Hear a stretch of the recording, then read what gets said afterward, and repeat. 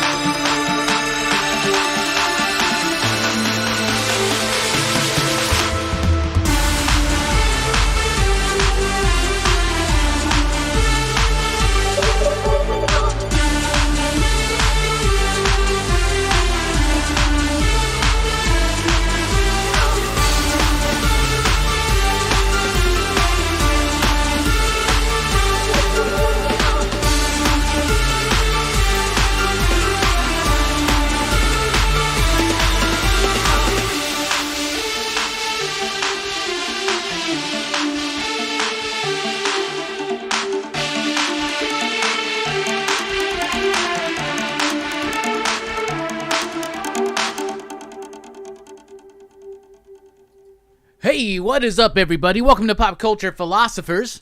I am Rockin Robbie Billups, and this is Rockin Robbie Live here on a Sunday night.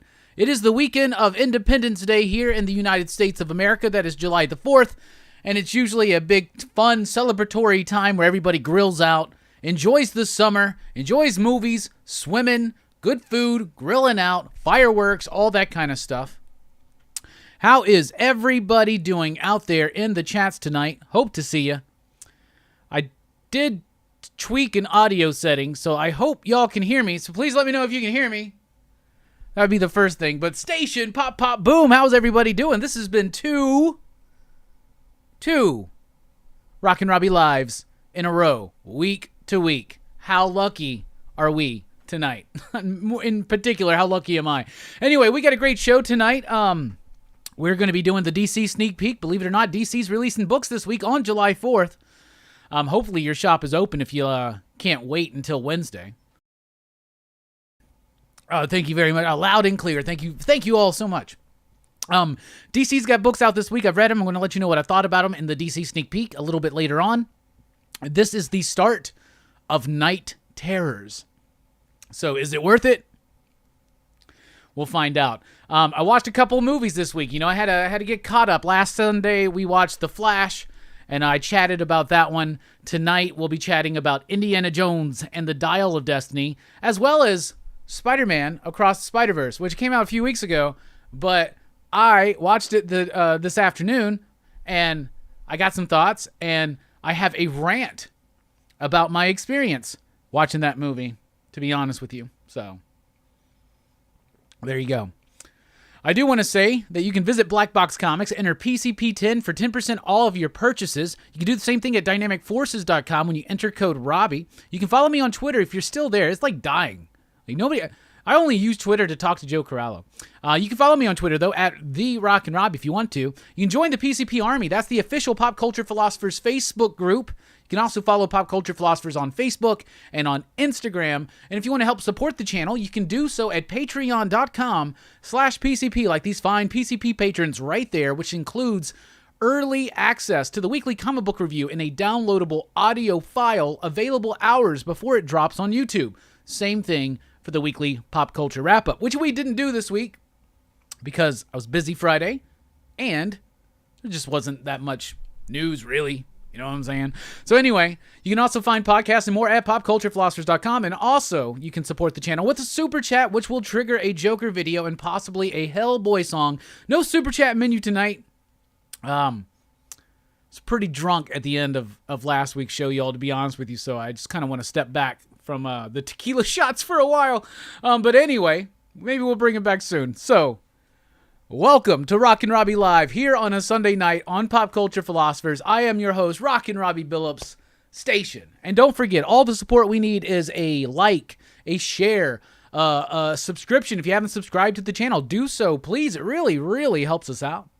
We got a few things we're celebrating tonight. 8th year of PCP. The 8th anniversary of Pop Culture Philosophers was actually yesterday, everybody, so that's awesome. I should have put together something special for that. In fact, I've been wanting and meaning to do a live react to my very first live stream. Should have set that up for tonight. Maybe we'll do that as a surprise at some point in this week. So we're celebrating 8 years here at Pop Culture Philosophers, so that's pretty nifty. That's pretty cool, right? Live stream ends. Oh no, I'm still drunk. Yeah.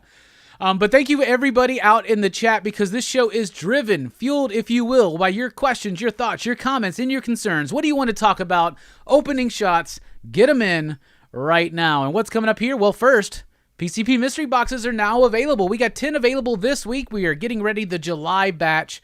They are all going to include a Mark Spears Monsters card, or card pack, I should say. So it's going to be a really cool box. It will include comics, cards, some little fun toys and stuff, including original artwork from me. They are $30. If you're interested, and that includes shipping, by the way. If you're interested, email us at popculturephilosophers@gmail.com. But coming up here on the channel Wednesday night, join us. We're having a conversation with Nick Cagnetti. Nick Cagnetti just had a short story in Xeno #1 from Oni Press, but right before that had published his entire series for Pink Lemonade. Fantastic book. You know me. You know I loved this book. I got to meet Nick in person at Heroes Con. We got to chat with him. We set this up. So Wednesday night, join us 7 p.m. Central Time for a conversation with Nick Cagnetti. Saturday night, I will be appearing on Dylan's Horror Show to review Frailty. Frailty is an absolutely terrifying movie to me. This movie scares me. And like, when people always ask me, what are the movies that actually scare you? You watch so many horror movies. Most horror movies don't scare me. This one gives me the chills, right? Because this is something I think is very plausible and real. But if you've not seen Frailty, definitely check it out. You can stream it for free on Tubi.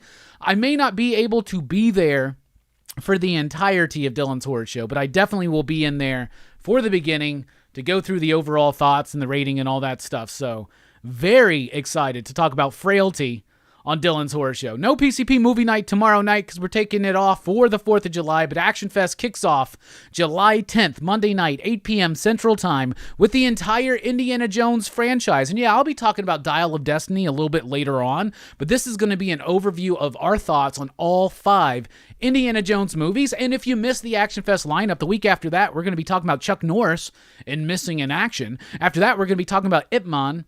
After that, we're going to be talking about the original Predator. Get to the chopper. And then we're going to wrap it all up with the Beverly Hills Cop trilogy. All 3 Beverly Hills Cop films reviewed and discussed here on PCP Action Fest 2023. But it all kicks off July 10th, Monday night, 8 p.m. Central Time, with the Indiana Jones franchise. We now pause for station identification.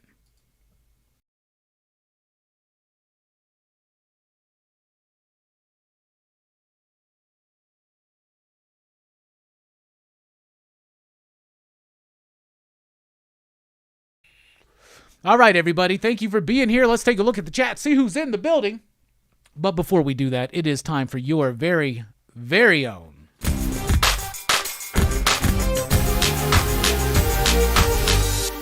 First Five.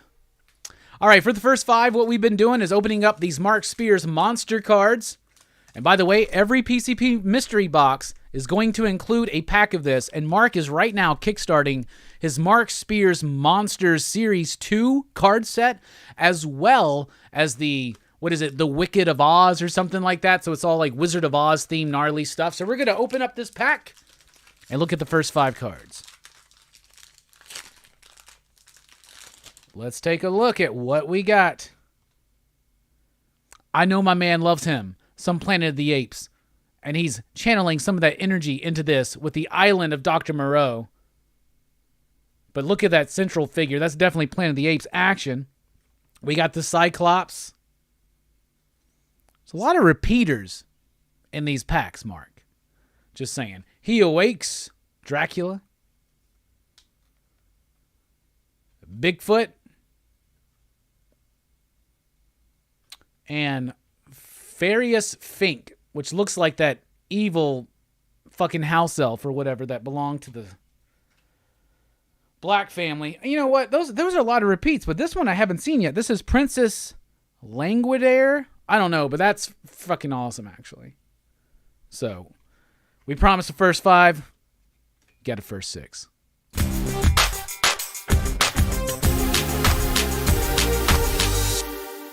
First five and or six. All right, let's take a look at the chat. We got Perry up in the place first. What is up? Holla, Perry. How you doing, my man? We got Joe up in the house. Nova 69, dudes. How you doing? Two Gun Pedro's in the house. Pew, pew, pop, pop, boom, man. I love it.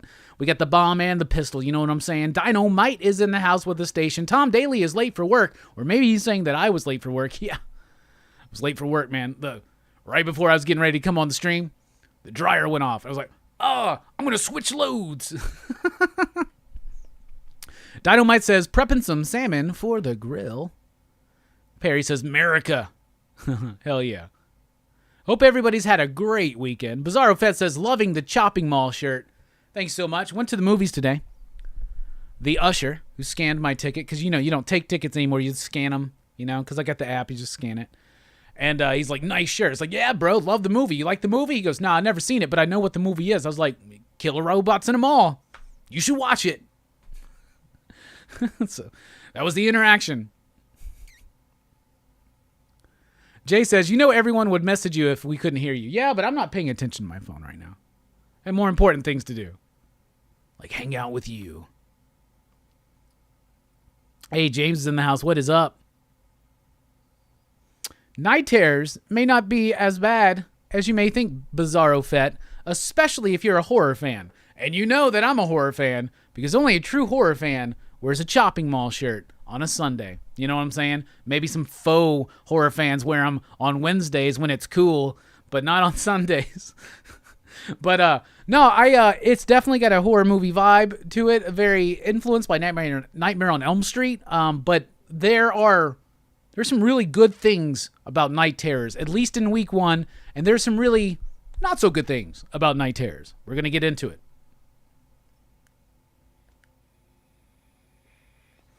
Perry says, yo, first time I go on Dylan's show and Robbie wasn't there. Oh, were you there for Jaws, bruh? Yeah, I was busy last night. Had a great night, actually. So, went to work, obviously. Then after work, met up with some friends. Some new friends, actually. Some really cool people. I'm not going to put them on the spot and like name them or whatever, but they know who they are if they happen to watch. But hung out with a couple of new friends that I really have grown fond of, right? So then we do that and we go see a friend of ours who is a wrestler. We're going to go see him perform. I've never seen my homie perform as a wrestler. And Holy shit. So he's playing, like, so he's performing in this, it's called Rocket City Wrestling, I think, right? And I live in Huntsville, they're in Hazel Green, where they do this wrestling thing. It's like in the back of some gym, they got this whole, like, extra building that's like a wrestling ring and spectators. So there are like 50 to 60 people there probably. You can tell that these people go there, and they do this every 2 weeks. You can tell that they go there like every 2 weeks. These people are invested. There's a lot of people a lot of country people in there, you know what I'm saying? And I like wrestling. I loved wrestling when I was a kid. And I love the athleticism of it. I love the performance and entertainment aspect of it, right?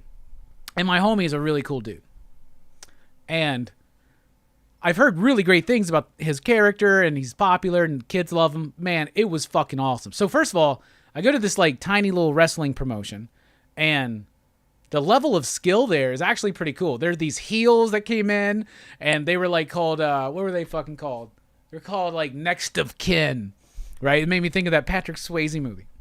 They were called Next of Kin. And they would just come out and antagonize the audience. And they would do this all throughout. And like they were building their stories really well. It was cool. But the greatest thing was there are people, some country folk, who go to this show every 2 weeks and are so plugged in and engaged. And they interact with these wrestlers, with these performers, with these entertainers. They are like, I saw grown-ass women. I saw a granny. Everybody called her granny. This was like probably a 70-something-year-old fucking granny. I seen this, y'all. They were like screaming and cursing and spitting and like reaching and fight. Like it was so fucking wild. Like I've only ever been to one wrestling show. That was in the early 90s. I went to see The Ultimate Warrior, Hulk Hogan. They played at the Civic Center here. And I had a great time as I was a kid. I've never been to another, like a local show or anything else big. Holy shit, it was awesome. And my homie, by the way, his stage name, his wrestling name, he's a face. He's the Tiger Kid. So you can look him up on Facebook, or like he's like Rocket City's Tiger Kid or something like that. He's fucking awesome. He does all the high flying shit. He was doing flips. It was great. It was such a fun experience to see that and to feel that energy on a small scale. It was really, really fucking cool. And then after that, our whole crew, we all went out to karaoke. And we show up. They're like, are y'all here for karaoke? And we go to the station, because that's where we like, there's literally a place in our area called the station. That's where we go play. That's where we go do. That's where we took Bueller to karaoke. So we get there and they're like, sorry, we're not doing karaoke tonight. But then the server was like, I'll tell you what though, if you think like, how many more people come? We're like, well, we got like 5 in our crew, you know? And then she's like, I mean, I can put it on for you. We're like, well, we don't want to put you out, but you know, if you started it and we started singing, like people would join us. We got karaoke going and it was awesome and it was fun. And we closed the bar down again. Last time, a few of us closed down the bar. This time, the entire crew closed down the bar. Ran into an old friend named Finley, who I absolutely love and adore. That was super fun. Had a great time with new friends, with old friends, with very close friends, with friends you haven't seen in a while, and that night making new friends. So it was such a great time. So yeah, I had a really good Saturday. I had a really good weekend so far. Hope y'all have too. Hope you have too. Got home at like 3. Slept till 11 today. I haven't slept till 11 in like years, y'all. That was ridiculous. That's a lie. Months. But I woke up and I was like, fuck. Spider-Verse starts in like an hour. Anyway, that was my weekend. What you been up to?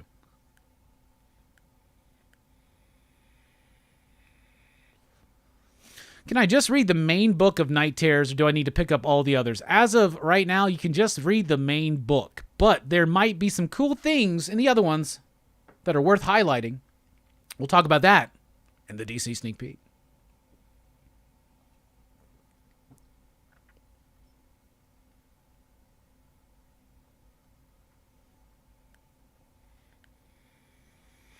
Lost myself in the chat, so I got to go back up and see what y'all doing. Change the shot to a puff puff. If anybody wants super chat, I mean, here's your first one for free then. Instead of shots. Any super chat gets a puff puff.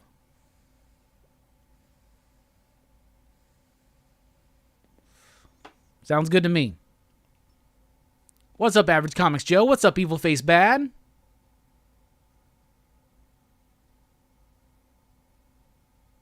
I'm trying to figure out how to say this name.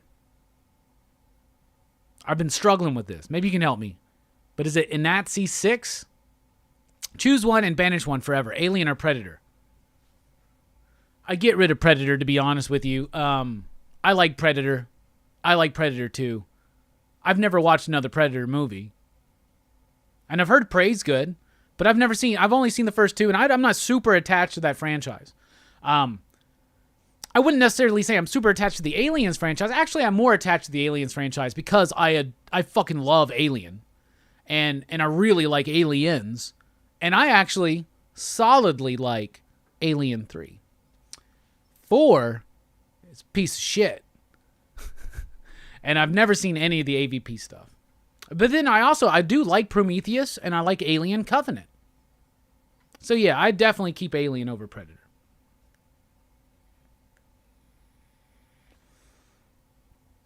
I didn't realize Mission Impossible has 6 movies. I need to catch up for the new one. Yeah, they do have 6 movies. And Mission Impossible does something, Dynamite, that nobody else has seemed to do.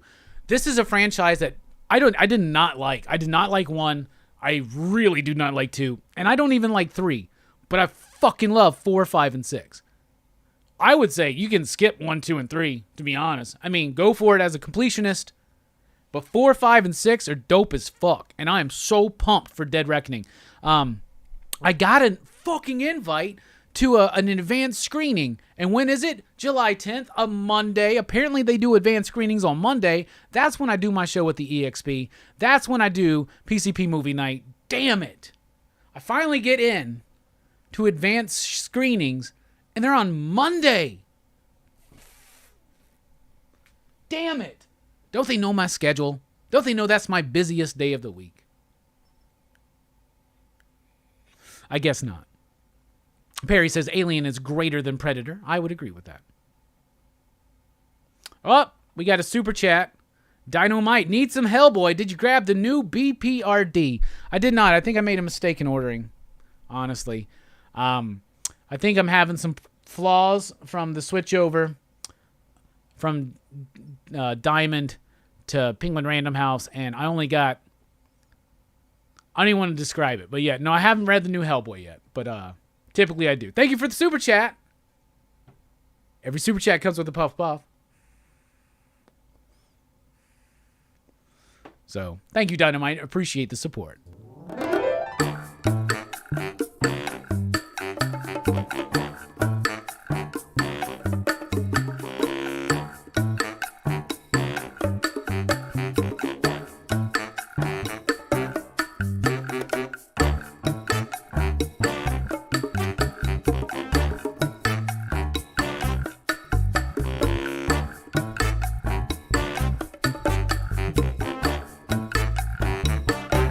Hey, yo. Well, let me tell you about this little man I know. His name is Hellboy. He was sent to the earth some long time ago to save it or destroy. Brought to this earth by Rasputin, son of a demon and a nun who had sex with the demon, but was raised by Professor Broom. And now he fights evil and monsters. Shit! Now he fights with a man who's a fish named Abe. And now he fights with a fire starter named Liz. And an ectoplasmic mess named Johann.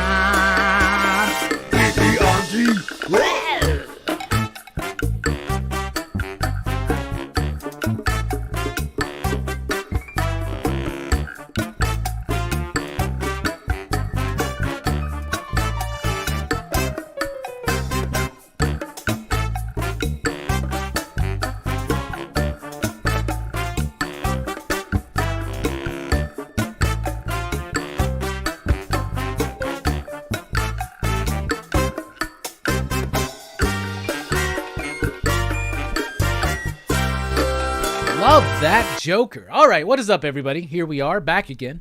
Thank you so much, Dynamite, for the support. If you want more festivities, just throw out a super chat. We're doing puffs for all of them. And I saw circumstances in the chat. Sorry, bro. No shots tonight. No shots tonight. Just watch the fucking last 10 minutes of the show from last week, and you'll know why we're not doing shots tonight. It's a bad idea doing tequila shots. I've tried it 3 times. It's a bad idea. It's a bad idea. At karaoke, it was fine. What did I karaoke? Some safe ones. My icebreaker, of course, is Vanilla Ice, Ice Baby. So I did that first. Then I did Inside Out, Eve 6, because I can do that comfortably. Then I tried to stretch and do something I haven't done yet. Never Let Me Down Again by Depeche Mode. They didn't have it. So I did enjoy the silence, which I wasn't ultimately supremely comfortable with. And then she had my mic down so low, nobody could hear it. She was nervous because I was so close to the mic. I was so close to the mic because I was singing like, words like violence bring the silence, come crashing into my little world. But whatever. The crowd helped me. We got it going. And then I did losing my religion again because my friend Jamie tells me that I need to do it. And I listen to Jamie. I've learned that in my life. So she knows what she's talking about. All right. Robbie, do you know the reading order in collected editions after the 10 Lives and Deaths of Wolverine? Seems very confusing. No, I don't, Death Rattle. I gave up on the X-Men. So no, I'm sorry. I'm not the guy to help. Check out Comic Book Herald on YouTube. Number 1 resource on YouTube for X-Men fandom right now. Current X-Men fandom, I should say. Hey, what's up, Whole Shoe? Hammer Time Whole Shoe's in the house. Station, my man. How you doing, bruh? My good friend, big help to me this week. Thank you so much, homie. We'll talk soon. I want to hang out, play some Street Fighter 6. I'll give you a few packs of this Mark Spears stuff, man. Mark's actually has us, he's going to sponsor some videos coming up here soon, so it's going to be cool. These have been free plugs, though, because Mark's my homie, and I fucking love him. Good to see you, John. Station.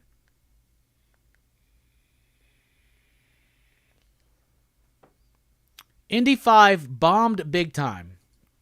What were the numbers on Indy? It's Sunday now, so we should know, right? Boom, boom. Trouble at the box office. 70 million at international. 70 million in one weekend?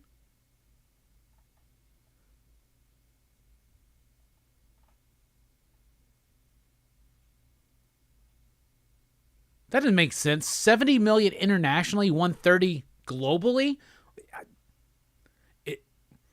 I thought globally and internationally meant the same thing. Does that mean domestically? 70 domestically, 130 globally? Is that what they're trying to say? Biggest turnout in the UK. No, a 60 million debut in North America. What the fuck is the difference between international and global? That's weird. Are there fucking movie theaters that aren't in nations? I don't understand. That's low. That's lower than they wanted. I'll tell you that. We're living in a year where Barbie and Super Mario Brothers are going to be the biggest movies of the year, y'all. Think about this. Think about this, goddammit. Think about this. This is the world we're living in right now. Just think about it. I have a lot of faith behind that Barbie movie, y'all. I think that Barbie movie is going to be a smash hit. I will be watching Oppenheimer first, though.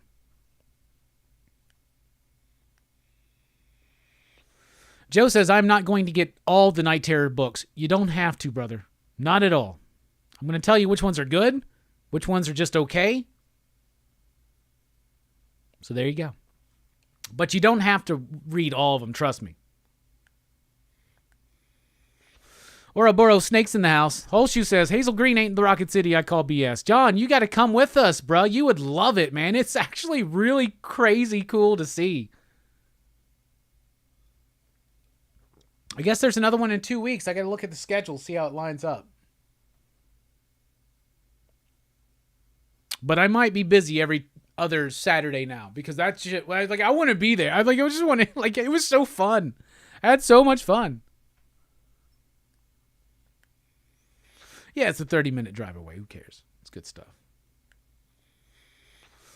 You come chill with me, or I'll come pick you up. I'll come pick you up, brother.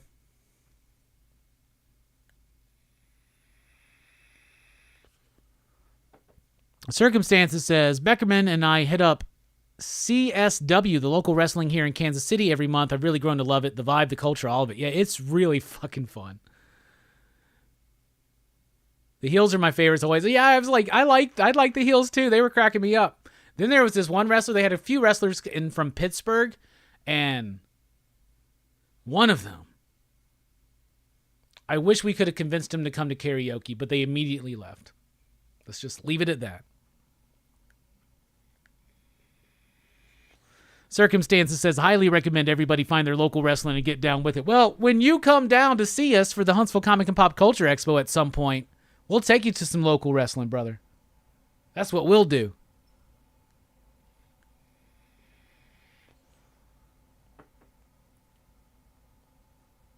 Hell yeah. Bobby says, let him know next time, Marcus. Him and your brother Joe's going to be out there. Whole Shoe says, saw Finley in the photos. I've not seen him in a while. Great dude. Yeah, it was so cool to see him, bro. Damn, Robbie, that sounds like a dope as fuck night. That's how we do it, figure drawing. Oh, shit, Jay. Thank you. You deserve it, man, Jay says. You work so hard, you should get to play equally as hard. Glad you got to cut loose. Hell yeah. What's up, Brian? Cooking. It's so hot. Or cooking? It's so hot. There's two ways I can take that. Cooking. It's so hot. Or cooking is so hot. Hey, OUG's in the house. Robbie didn't even have to use his AK. Damn right, it was a good day. I did that last week. Not this week, though. Nova69 says, just got back from seeing Indiana Jones. Good old indie goodness. We'll be talking about that soon.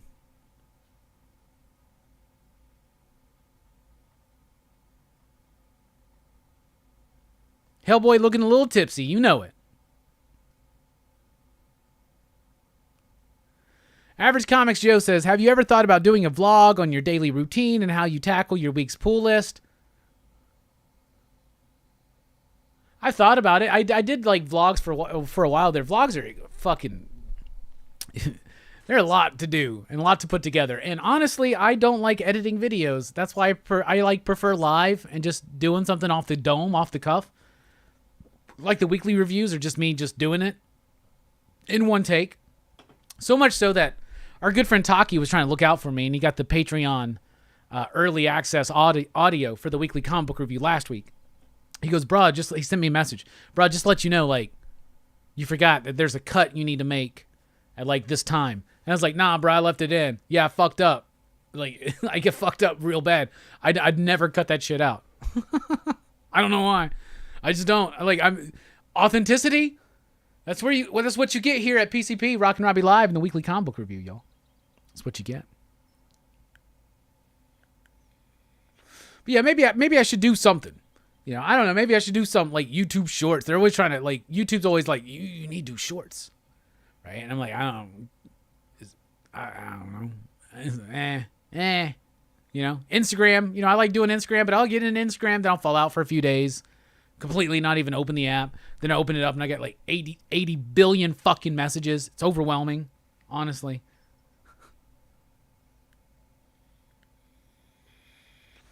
But maybe I should. Dynamite says, best karaoke song, Tequila.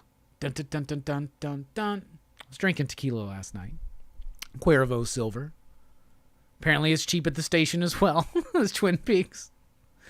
I liked Elvira and Scorched this week, and Darkwing Duck. Yeah, I like Darkwing Duck. Loved the Scorched. Didn't read Elvira yet because I was like, how did it fall out of my stack? It slipped out of my stack. When I looked at where I set my comics when we're doing the pulls, like, it slipped out of the fucking stack. So I still haven't read it yet. Still actually at the shop. Because I keep forgetting to grab it. What's up, Fable? Station! Good to see one collection down, a.k.a. Fable, the fantabulous one, in the house.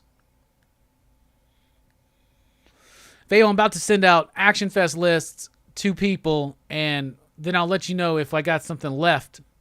Not left. That sounds like I want to send you the Action Fest list, see what you want to do is what I'm saying. God damn it. BellDub01 says, fired James Gunn. Well, let's see Superman Legacy first, right? Let's actually see something, like actually see some work from James Gunn at DC before we decide to fire him. I don't know. I don't know about y'all. That's just what I think. What do y'all think?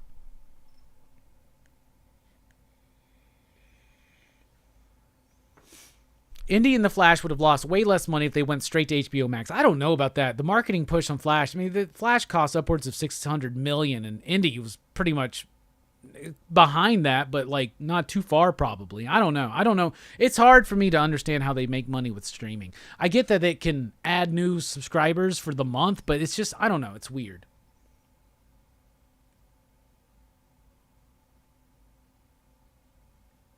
International is the non-domestic market. Global is both. Oh, the separation. Domestic, international. The two combined is globally. America's not included in international. Okay. Hence my confusion.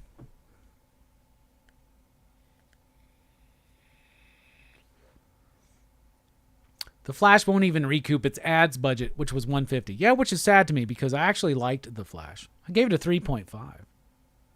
It's not the greatest thing, but I did enjoy it. I think it's a real fun movie to see in the theater.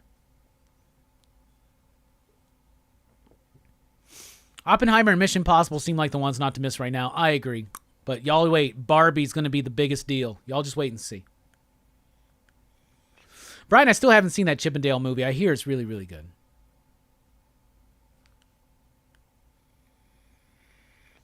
What's up, Kenneth? OG says, I hate editing too. My reviews are just one take. Yeah, we could focus on editing and making it sharp and cool and concise and clear and easy, and that would probably be beneficial. But there you go. Sweet Mimosa says, fire DC from James Gunn. Canadian Survivalist says, yeah, fire him. Guardians sucked. I fucking love all three Guardians films. All 3.5, actually. But that's just me. Jay says, Robbie, do you have a monitor you read off of when you do the weekly reviews, or are you just doing that off the top of my head? That is off the top of my head, brother. Everything I do is off the top of my head, man. Here are my notes for tonight. It's an empty piece of paper. This is just in case I want to fucking write something down. So yeah. No, it's just all off the dome, brother. Always has been. You couldn't tell? It's so like hodgepodge thrown together, and I like look at the wall and act like somebody's there, and I talk to him when I start fucking up. Waiting for Peacemaker Season 2? Why don't you read the new Peacemaker comic? We'll be talking about that in the DC Sneak Peek coming up soon.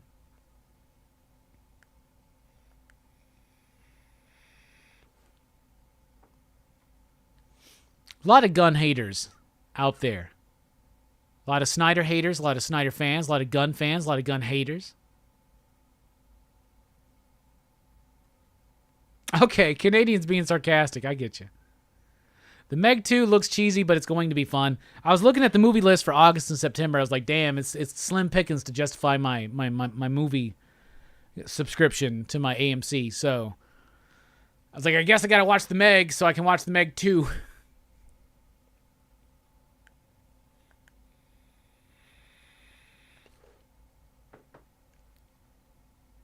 Well, thank you, Jay.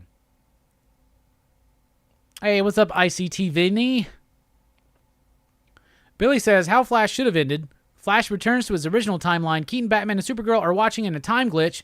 Flash frees his father. Then a party is held at the Hall of Justice.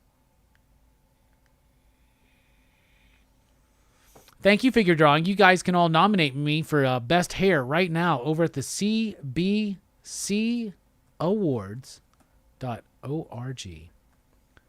I just threw it out there in the chat. Go there, vote for me for Best Hair, please. And Best Comic Book Review. Best Collaboration for the Best Comics of the Month. Did y'all check out the Best Comics of the Month 3-hour stream that we did last Thursday? That was fucking awesome.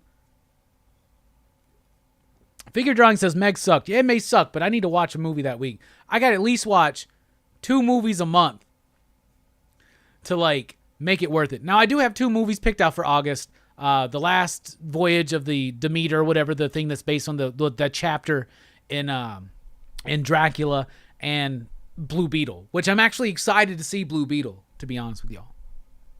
That trailer's on every movie I fucking see. Thank you, Bobby.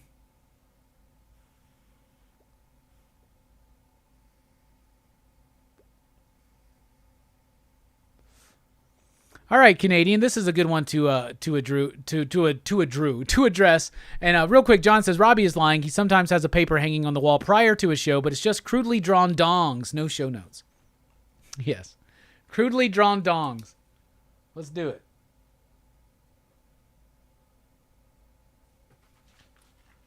There you go. Is that good for you, John?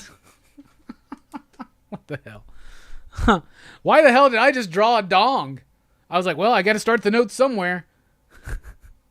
There's going to be some really important shit that comes up later, and I'm going to have to write it down. And it's going to be on this page that I just drew a fucking dick and balls on.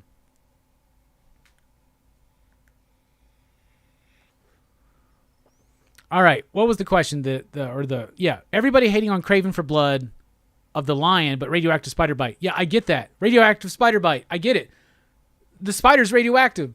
What is the lion radioactive? Is this a radioactive fucking lion? Is that what it is? Okay, or maybe it's a totemic thing, right? Like it's a totem, kind of spiritual, mystical kind of thing, right? Like Catwoman in Batman Returns. Okay, that's cool. That's fine. When I was talking about that shit on live streams, on live shows, and on the weekly review or the wrap up, I'm like, Craven's just supposed to be like a really good hunter. Maybe there's a mystical aspect. I guess just a drop of lion's blood. I don't know. It just seems so cheesy. It just felt 90s. I don't know, but I get what you're saying. 100%. Yeah. Peter Parker's bitten by a radioactive spider, but is this a radioactive lion, or is it some kind of like spiritual totemic thing? Like I don't know. We'll see. I'm watching Craven. That's in October, right? So I will be watching Craven. Because what's his name? Is it Aaron Johnson Taylor or Aaron Taylor Johnson? Looks awesome in the movie. Russell Crowe, though? We'll see. We'll see.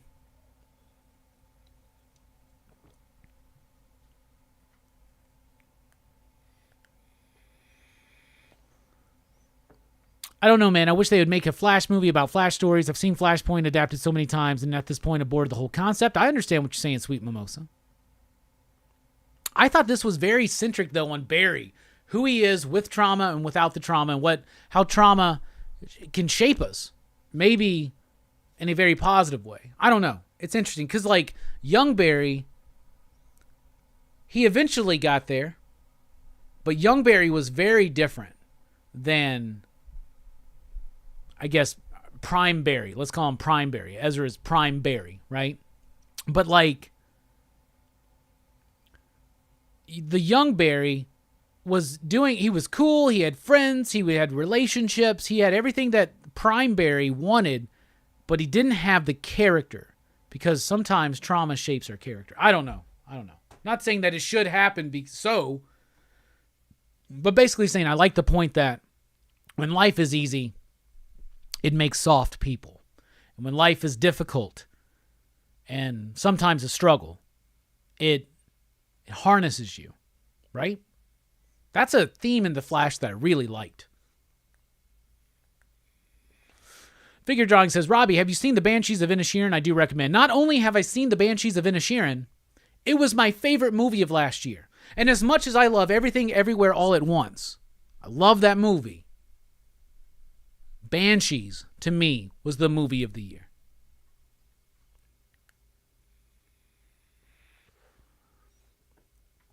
Gunn shouldn't have announced the reboot so soon and ended the DCEU gracefully, as reboot was necessarily eventually for the overall brand. Oh, you're saying, so yeah, it's going to be hurt, right? Because the announcement happened. They needed to make that announcement. Needed to make this announcement. The lion is infused with cosmic rays. Why doesn't Ed Brubaker do monthly comics anymore, as Captain America run is iconic? Because he makes more money and has more success working in Hollywood as a screenwriter and developing his own projects with Sean Phillips and releasing them as graphic novels. That's why. And that work is better. I love his Captain America run. One of my favorite Captain America runs is Ed Brubaker. I would say it's probably my favorite Captain America run, Ed Brubaker. The creator-owned stuff that Ed does with Sean, in particular, better than that.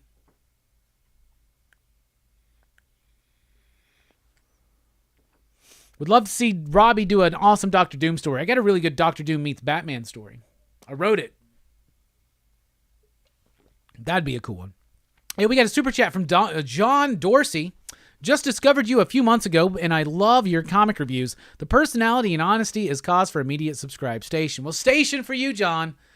And this bud's for you, brother.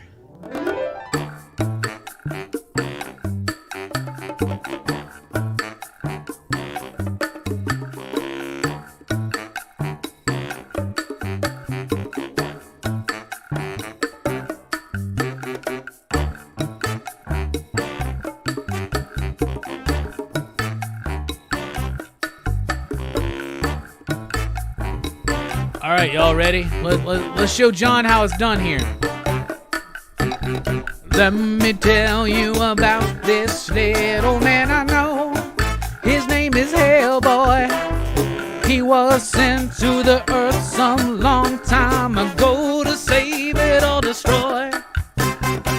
Brought to this earth by Rasputin, son of a demon and a nun who had sex with the demon, but was raised by Professor Broom.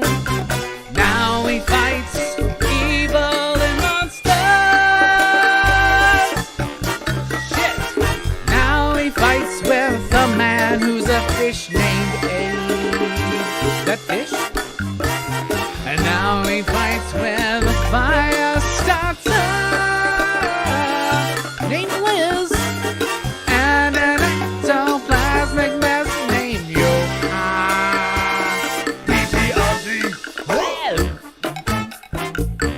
Thank you so much, John.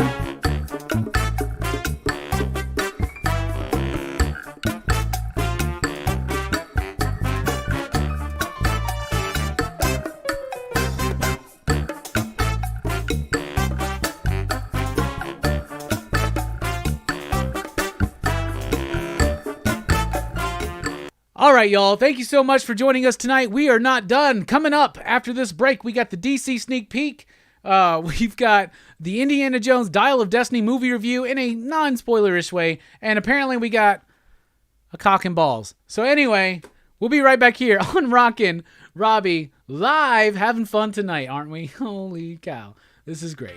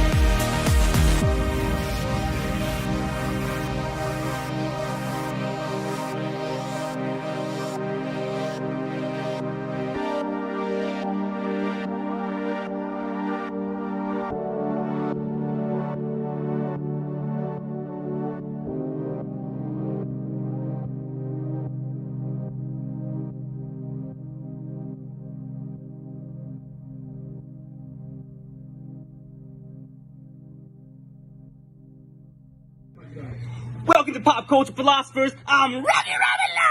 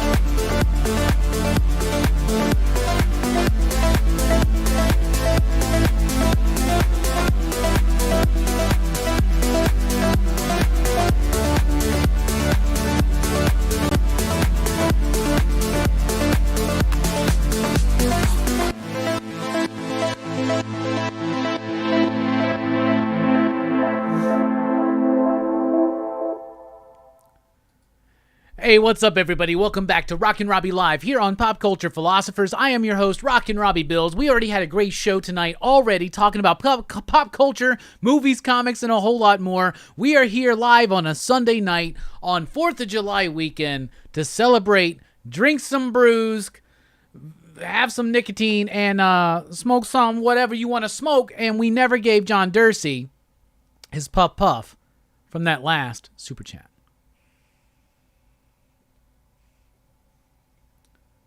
Might want to turn it on first.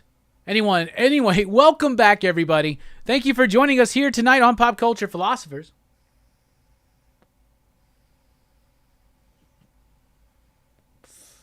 All right. How's everybody doing? Coming up in this segment, we got the DC sneak peek. We got the discussion and review on Indiana Jones and the Dial of Destiny in a non-spoilerish way. And we got a picture of a dick. It's my notes for tonight. So why not? So, how's everybody doing? What do you want to chat about? Because even though we got a grand plan, this show is driven, fueled, if you will, by your questions, your thoughts, your comments, and your concerns. Get them in right now. All the stuff in the scroll down there in the description below. Follow us on Twitter at @TheRockinRobbie. Follow us on Facebook, on Instagram. Join the PCP Army, the official Pop Culture Philosophers Facebook group. We got links that can save you money. Check those out. All of that. You can support the channel at patreon.com/PCP, like these fine PCP patrons right there, or with Super Chat, which we greatly appreciate. Super Chats, it lets YouTube know that this is a happening place to be on a Sunday night here on YouTube in the comic book community, even during a holiday weekend.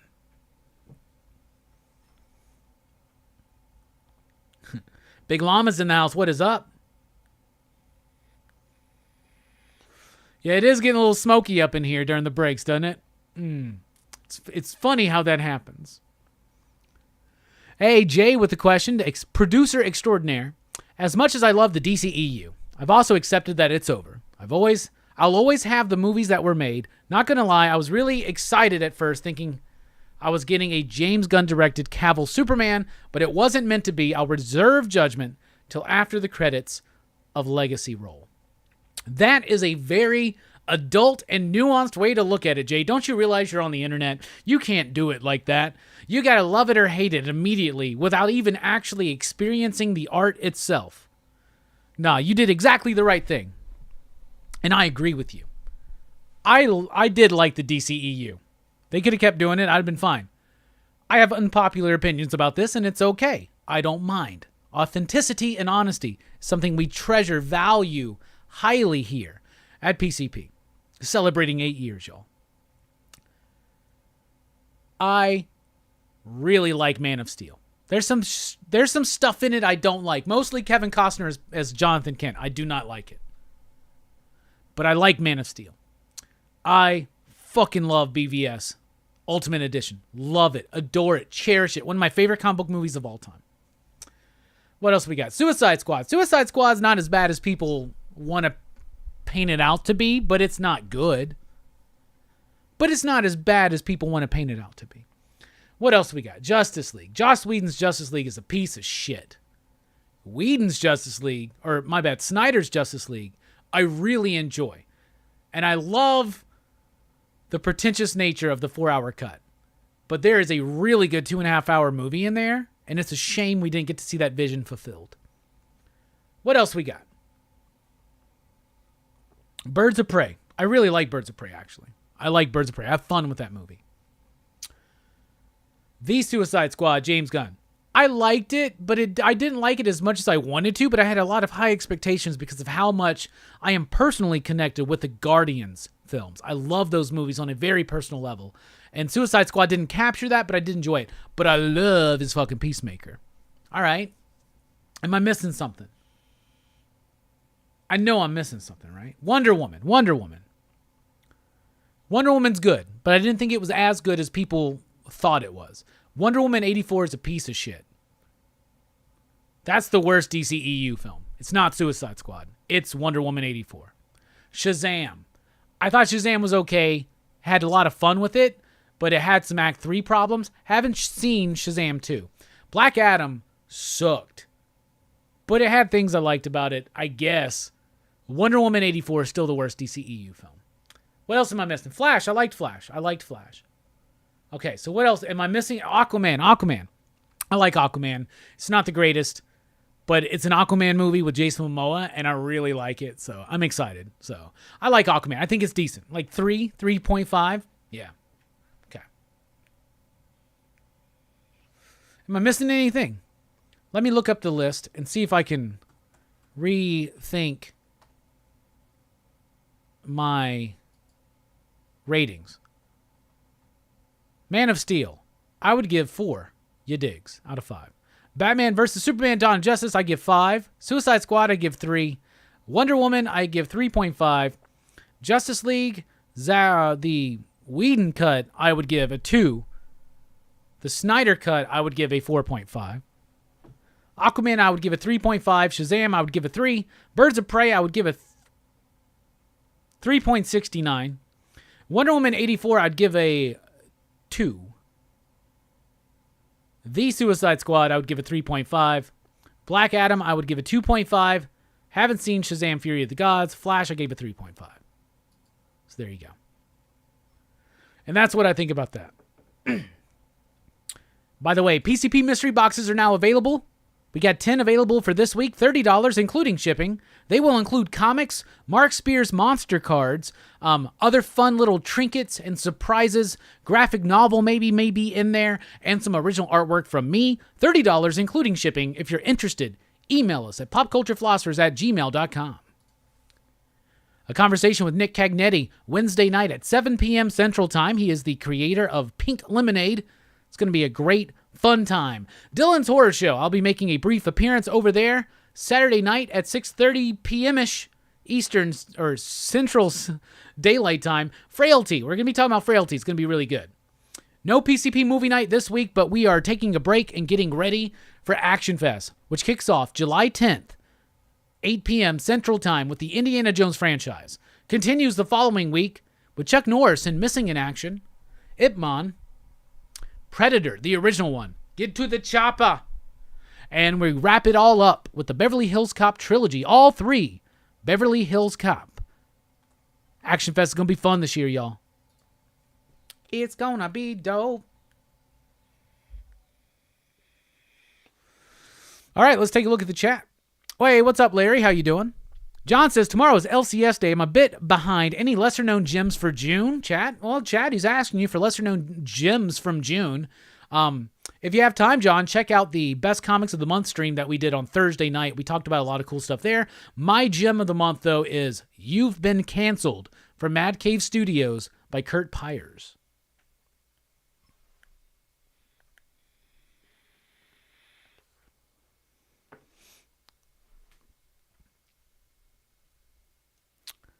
Dynamite says, I've learned to treat the movies as alternate Earths within their respective publishers.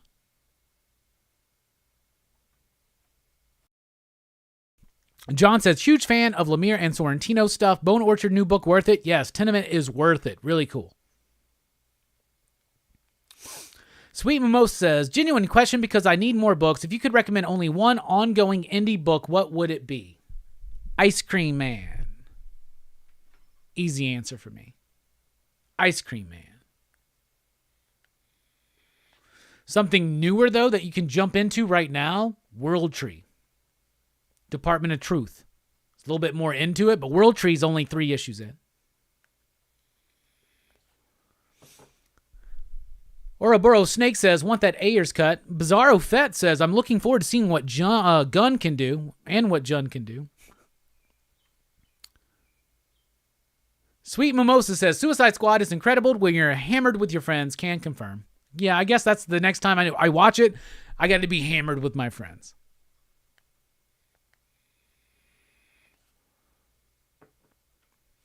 Average Comics Joe says, is it fair to say that non-Marvel and DC books are great because they focus on story other than character? I can read a 6-issue mini a month later, and I can't remember the names, but remember the story. I maybe there's a part of that, but like to me, it's not necessarily that they focus on story over character, because I think that there's some great indie books that have story and very great character focus. There's some indie books that don't, right? But what I think it is this. When people create on their own without some corporate fucker telling them what they can and can't do, they have more artistic license and freedom and therefore have better art because of it. That's what I think. So it can even happen within the big two system, but only when a lot of like carte blanche and like just freedom, ultimate freedom is given.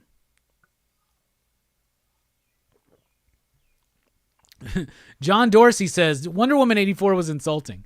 I renounce my wish. I don't want a Wonder Woman sequel.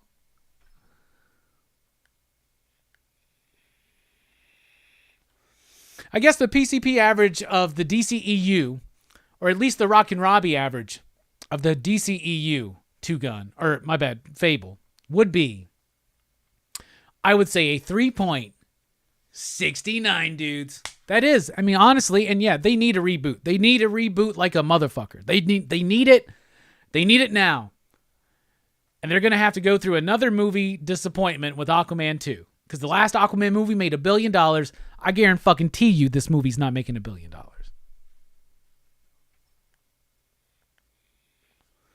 What you think about the upcoming G.I. Joe? What are we talking about? The comic book?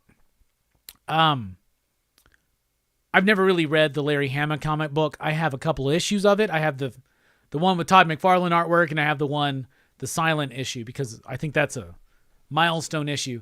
Outside of that, I am looking forward to Image reprinting some classic G.I. Joe reprints, maybe compendiums, Skybound. I'm sure they're going to do that. And then I would love to get into it, because the show was always something that like I liked the G.I. Joe toys enough. And I liked the show when I was a kid, especially. But it's as an adult, it's not my biggest fandom at all, but it's still there, like on the peripheral. But one of the reasons why I keep it there is because, like, if I lean too heavy into my G.I. Joe fandom, I will spend too much money on vintage toys. And then come here begging for super chats, right? So, yeah, maybe we need less of that. But I am excited for the new comics, like the stuff that Josh Williamson's going to be doing, the whole new connected universe with Daniel Warren Johnson's Transformers and Robert Kirkman's Void Rivals. I'm very, very excited for that. And I'm excited that they're allowing Larry Hama to continue to write G.I. Joe beyond 300 issues. That's like Cerebus level, Spawn level shit, y'all.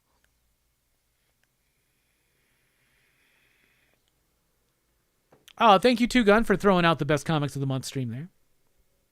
Does the Schumacher cut of Batman Forever interest you? Like a motherfucker, I love Batman Forever, and I would love to see, like, more of the intended cut. Where, like, Two-Face is supposed to be the main villain, y'all. Speaking of Two-Face, he's a DC character. Did y'all know that? Did you know that DC Comics still continuously publishes comics every single week? Believe it or not, they even did it this week. These comics come out Tuesday, July 4th. And it's the start of Night Terrors. So here is your DC sneak peek.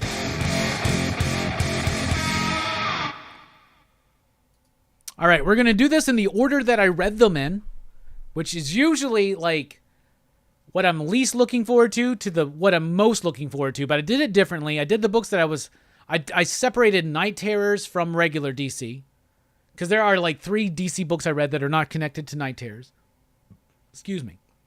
And I separated those first, and then I did Night Terrors, but I had to read the main books first. So I kind of did a reverse order on Night Terrors, like the ones I was most looking forward to reading for Night Terrors down. But anyway, it doesn't matter. Here are my thoughts. Steelworks, issue number 2. I did not like issue number 1. I did like issue number 2. It wasn't the greatest comic I ever read. It's not a must-read by any stretch of the imagination. But it had a little bit more of a dynamic quality to it. I was getting a little bit more into the explanation. It does kind of stiffen out at times. But I did like issue 2 better than issue 1. The Adventures of Superman, John Kent, issue number 5. I believe this is the penultimate issue. So this was billed as Jonathan Kent going out into the multiverse with Val Zod from Earth 2 and confronting Ultraman. But it actually has become, what it really is the next chapter of the Injustice saga. Because John Kent winds up in the Injustice universe, and he's dealing with that. I actually tried to read some of those Injustice comics that Tom Taylor did, but I just didn't get that into it. But I really did like this book. Like, this book has been solid for me. It has been better than the previous Jonathan Kent book, Son of Kal-El. But the last issue was just kind of okay. This one it's still kind of shifted down a little bit in the intensity of it, but it does rev up the emotional intensity of it. So there's some interesting explorations. So I did like it. I think overall this is going to be a good series. We'll see how they end it, right? Peacemaker Tries Hard, issue number 3. Is this the best DC book I read this week? Probably. It's definitely the best one I read outside of Night Terrors. Kyle Stark, Steve Pugh are killing it on this book. If you are a fan of the James Gunn Peacemaker series and you're eagerly anticipating season 2, just read this for now. This is going to scratch that itch. It is right in the vein, the tone, and the vibe of the Peacemaker series. It's not connected to any proper DC continuity. It is DC Black Label. It is a nicely put together package. Smells decent. And it has nuance as well. Peacemaker is dope, y'all. That's a really good book. Night Terrors starts this week. And it starts with First Blood. Night Terrors First Blood. If you are interested in following this book, this is a must-read for this week. You want to read this one. It's written by Joshua Williamson with artwork by Howard Porter. I'm going to show you some stuff and tell you that I really liked this book. I really fucking liked this issue. Like, a lot. Deadman-centric. Trinity-centric. It does feel like a rather large event, but at the same time, it feels small. It has fantastic artwork. Fantastic artwork from Howard Porter. I did really enjoy this. Night Terrors sounds like Joshua Williamson is doing a brief event that's kind of almost, it's horror themed. Feels like it should have been done during Halloween months. But it also kind of feels slightly derivative of Freddy Krueger, right? Like the DC's got a Freddy Krueger. That's what it is, right? but it actually is connected to other things. This feels connected to the main thread of the DC continuity. It feels connected to post-Dark Crisis stuff. It feels connected to pre-Dark Crisis stuff. It feels connected to Neil Gaiman's Sandman. How much to say? The solicitations say that Superman, Batman, and Wonder Woman find the murder scene or the death scene of one of their oldest villains, and it sets something off. I'll tell you what this book is. It has Dr. Destiny in it, and we know him because of the Dreamstone. But yes, there's a Dreamstone, but there's also a Nightmare Stone. This is a new idea being introduced. I love the way it ties into old school Justice League stuff, but it also builds up from what's going on currently. If you are following the DC Universe, read this book this week. I liked it a lot. And it did bring a true, authentic horror vibe to me. As a horror fan, I can smell bullshit from a mile away. Yeah, I've had Josh on the channel. I've met him in person. We call him friend of the show, but I don't know Josh Williamson. I have no horse in the race to say nice things about his work or himself. But Josh is a true horror fan, and he's giving us a true horror book that does not feel derivative of Nightmare on Elm Street, even though the whole premise of this is this. A dude is looking for the Nightmare Stone. It is hidden in one of the super-powered individuals of the DC Universe. It is hidden in their dreams.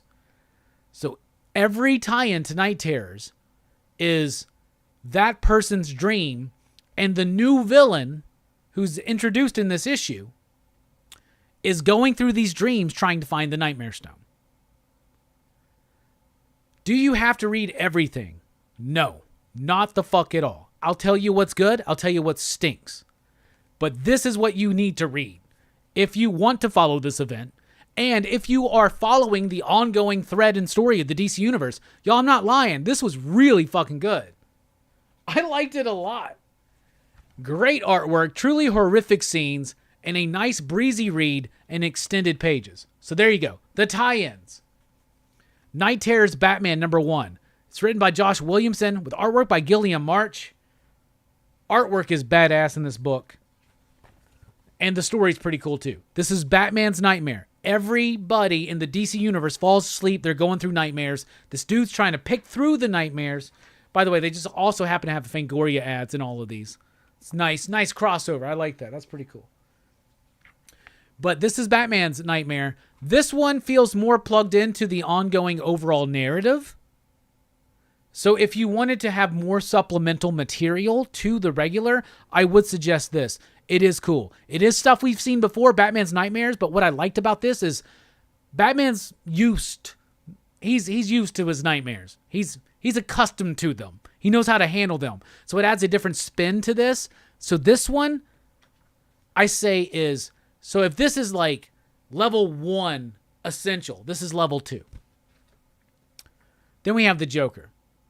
Night Terrors the Joker. This is not essential at all, but I would recommend this one. I enjoyed this one. So this is written by Matthew Rosenberg with artwork by Stefano Raphael. Really like the artwork. So what's the Joker's nightmare? Well, the Joker's nightmare is that he's fighting Batman and Batman dies accidentally. So now the Joker just goes to work for like a corporation. And he's just working. That's what this book is. Like, it's not super plugged into what the whole, like, you don't have to read this to understand Night Terrors. But if you want to see what the Joker's dealing with, it's pretty fucking cool, actually. Like, the idea that the Joker's nightmare is that Batman slips and falls off a roof and kills himself, and then the Joker just takes a fucking office job. And that's his most nightmarish situation. This was a really good book. I liked it a lot. Night Terrors Poison Ivy. It's just okay. Not important or integral to the overall plot of Night Terrors whatsoever. Not at all. Do not feel like you have to read this one. But if you are reading G. Willow Wilson's Poison Ivy run, you might want to read it just because it does explore some things thematically that are tied into the run. So that's cool. Think of this as the next issue of Poison Ivy. If you're reading Poison Ivy, read this book because it does explore Pamela's fear and anxieties about her relationship with Harley. right? And being in Gotham. So it is plugged in thematically to what's been going on, but not narratively because it's a nightmare situation, right? I liked it. Do not read it unless you are following Poison Ivy. You don't need to read this one for Night Terrors. But if you're reading Poison Ivy, you want to... It continues some of those themes. Black Adam. Night Terrors, Black Adam. It is not written by Christopher Priest. It interrupts that little story, I guess. Have they finished that? I stopped reading it. This was a pretty okay issue. It is done by, is it Jeremy Hahn or Jeffrey Hahn?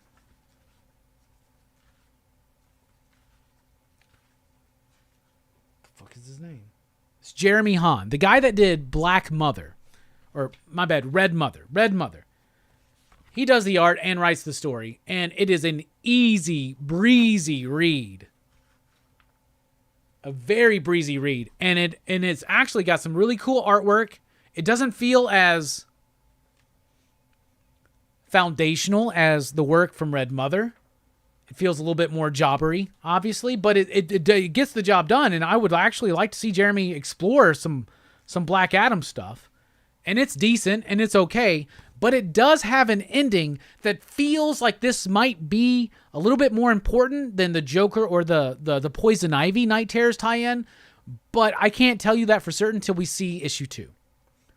Because there's almost a promise that a character has crossed over dreams, and that could be cool, but I don't know. Outside of the very last page, though, no connection to the major mythology and point of Night Terrors. So not necessary to reading it. However, if it does develop into that, I'll let you know. Then we got Night Terrors Ravager. Ed Brisson, Dexter Soy. Dexter Soy's artwork in this issue is fucking amazing. Now, this is a horror-themed event, right? Howard Porter gives us horror in Night Terrors First Blood. Gilliam March does a decent job with it, especially in the psychological approach that they're taking. Some of the other artists kind of falter with it, though. Honestly, even Jeremy Hahn kind of falters with it. Poison Ivy's art doesn't feel necessarily... And the Joker, it's all right, but like Dexter Soy, he got the memo, y'all. He knows exactly what he's trying to do. This is Ravager's Nightmare. It's tied into some of the Stormwatch stuff, tied into her relationship with Deathstroke, with Slade, with herself. This was a really cool issue psychologically speaking, artistically speaking. I think this was one of the best issues of this. This was the second best tie-in to Night Terrors. I liked it. It also does feel like the Ravager bit is going to blossom into something more important to the overall theme or the overall point and narrative. Does that happen? I don't know. But if I had to rank these, and I'm going to rank the Night Terrors books with not thinking about what is essential to read, right? But with what I think is actually a good comic.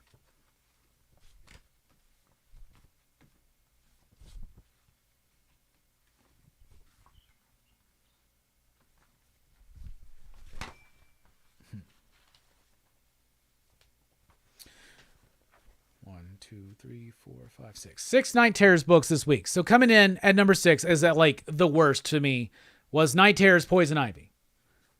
Then I got Night Terrors Black Adam. I would skip these.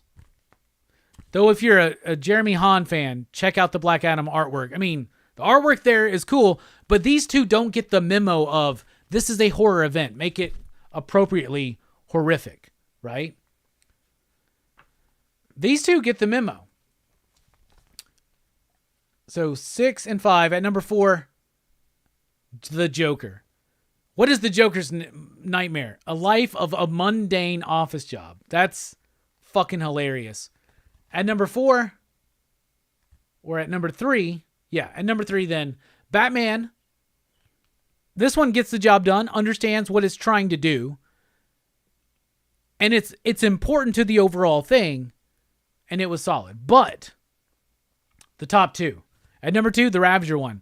The artwork is great. Dexter Soy completely gets the memo. This needs to be horrific. It needs to be wild. It's got to be psychological. Ed Brisson gets the memo too. This one was really good. I liked it. But the best, and the one that you must read, is Night Terror's First Blood. This is good. You can skip all the other stuff, y'all. Trust me, skip it all. But do not skip this. So to recap, Peacemaker fucking rocks. That's badass. Adventures of Superman John Kent's okay. Steelworks actually improves from issue number 1. Then we got Night Terror's Black Adam. Skippable, but it's cool to see Han do this kind of superhero stuff. Poison Ivy, it's the weakest of the batch, but it's okay if you're reading Poison Ivy. Batman's pretty solid. It was decent, but not 100% necessary. But Batman's story, because this is written by Josh Williamson, that's a little bit more integral. The Joker is not integral to the overall Night Terror stuff, maybe, at least as far as we know. However, it's pretty fun. Ravager was really good. I liked Ravager. I loved the artwork, loved the story, loved the exploration. And it does feel plugged in. But yeah, y'all, I tell you what, I liked Night Terror's First Blood. I thought it was dope. Anyway, that's what I thought, and this has been your DC Sneak Peek.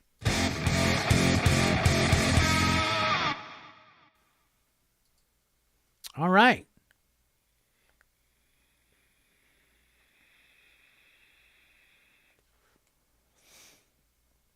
Let's see here. Amazing intro song. Well, thank you so much. When is Jimenez coming back to Batman? I don't know, but I hope soon.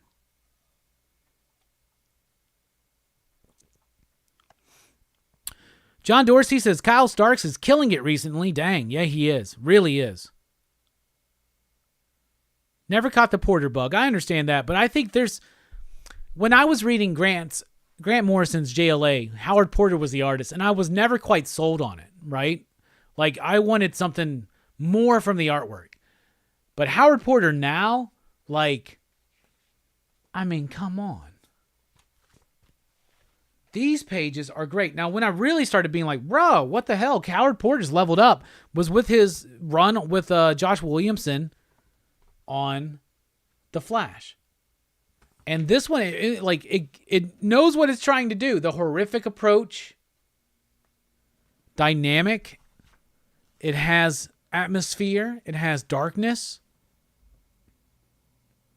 But it's still Howard Porter, and I get it. If it's not your thing, it's not your thing. But I actually did really like this book.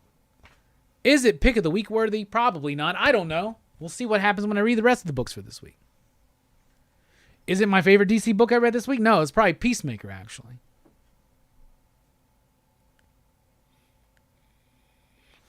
Night Terror sounds good. It actually is. I kind of feel bad saying that, too.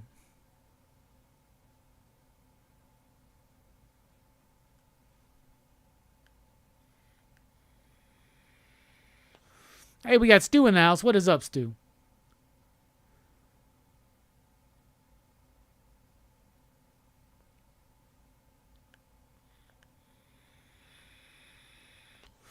Yeah, Nemesis is done now.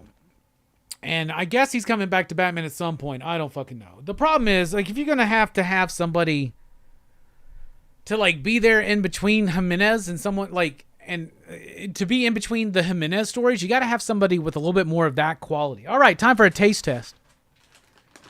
Mike got me a bunch of shit around my birthday time, and I just haven't been doing enough streams or been sober enough at the end of streams to do some of these taste tests. So we're doing this Lay's Wavy Cuban Sandwich taste test. Now, I'm not the biggest Cuban sandwich fan. So Cuban sandwiches, so it's like... I know it's like a ham sandwich. Is there like apple shit on there too? Let me look this up. What's a Cuban sandwich? I've had one in my past, and it wasn't necessarily like my go-to. Roast pork, layered with ham. Swiss cheese. See, I don't like Swiss cheese. Pickles and yellow mustard. Okay. Then you heat it up and you press it sometimes. Okay. So it doesn't have the apple shit. Okay. All right. Ham and pork. Okay, I get it. Ham something else. Pickles, mustard, Swiss. Oh, man, this sounds like this is going to be a gross-ass chip, y'all.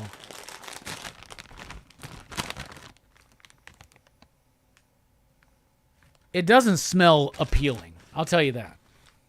I like that they're wavy, though. That provides a texture and a grit.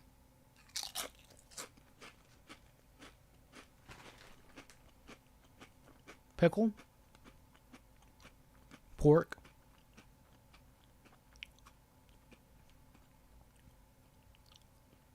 Pickle again. Pickle at the end. Pickle, savory, pickle. Let's see.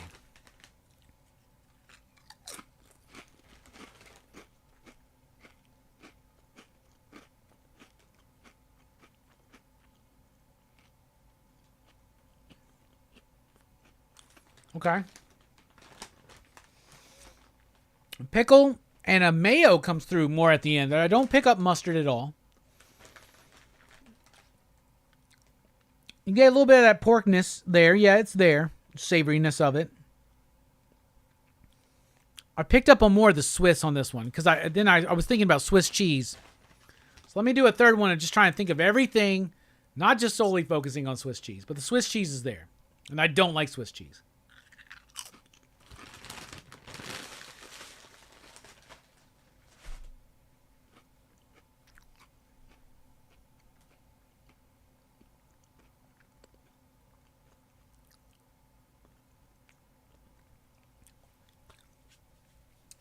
I'm not a fan of this chip.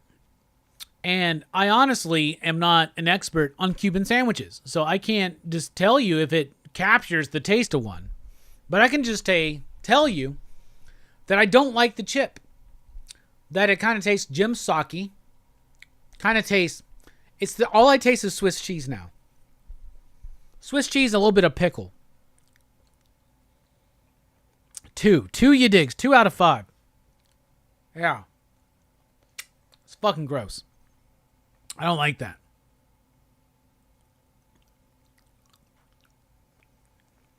No, I don't like that. Let's pause for station identification. I got to get something to drink.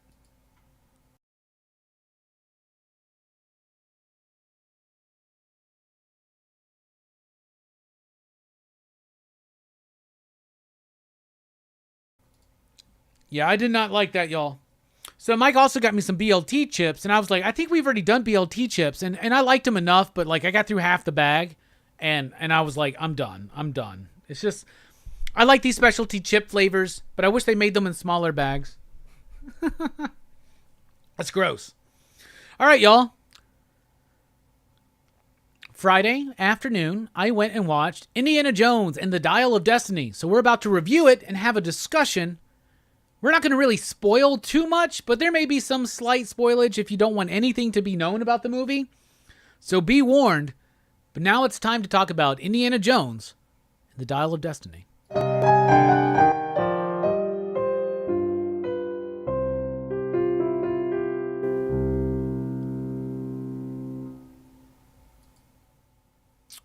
It wasn't bad. It wasn't bad. It wasn't bad at all. It was pretty solid. It's pretty good. I liked it. I enjoyed my time watching Indiana Jones and the Dial of Destiny. I like Raiders of the Lost Ark. I love Temple of Doom, and I really like Last Crusade. And I stood up for Kingdom of the Crystal Skull. Now, when we do the Indiana Jones franchise review, we'll see what happens when I rewatch it for the first time since it first came out that year. But I liked Dial of Destiny. I thought it was great. I just thought it was fine. It was okay. It was solid. It was decent. It was good. I want to know, what did you think? What did you think overall? Was it good? Was it bad? Here's what I liked about it. Harrison Ford was fine for the most part in the movie. The lady that played Helena was fine for the most part in the movie. I know that some people have complained that she was an unlikable character. I didn't get that vibe. I got a roguish kind of vibe from her that I actually liked. A little bit more Han Solo, right? And I kind of liked the dichotomy between her and Indy. Now, it does feel like a forced relationship. Like, oh, here's the daughter of one of Indy's best friends. We've never met either of them, but trust us, it's very important, right? I think like Jeremy John said something similar to that. So that kind of felt forced. Could have been more plugged in.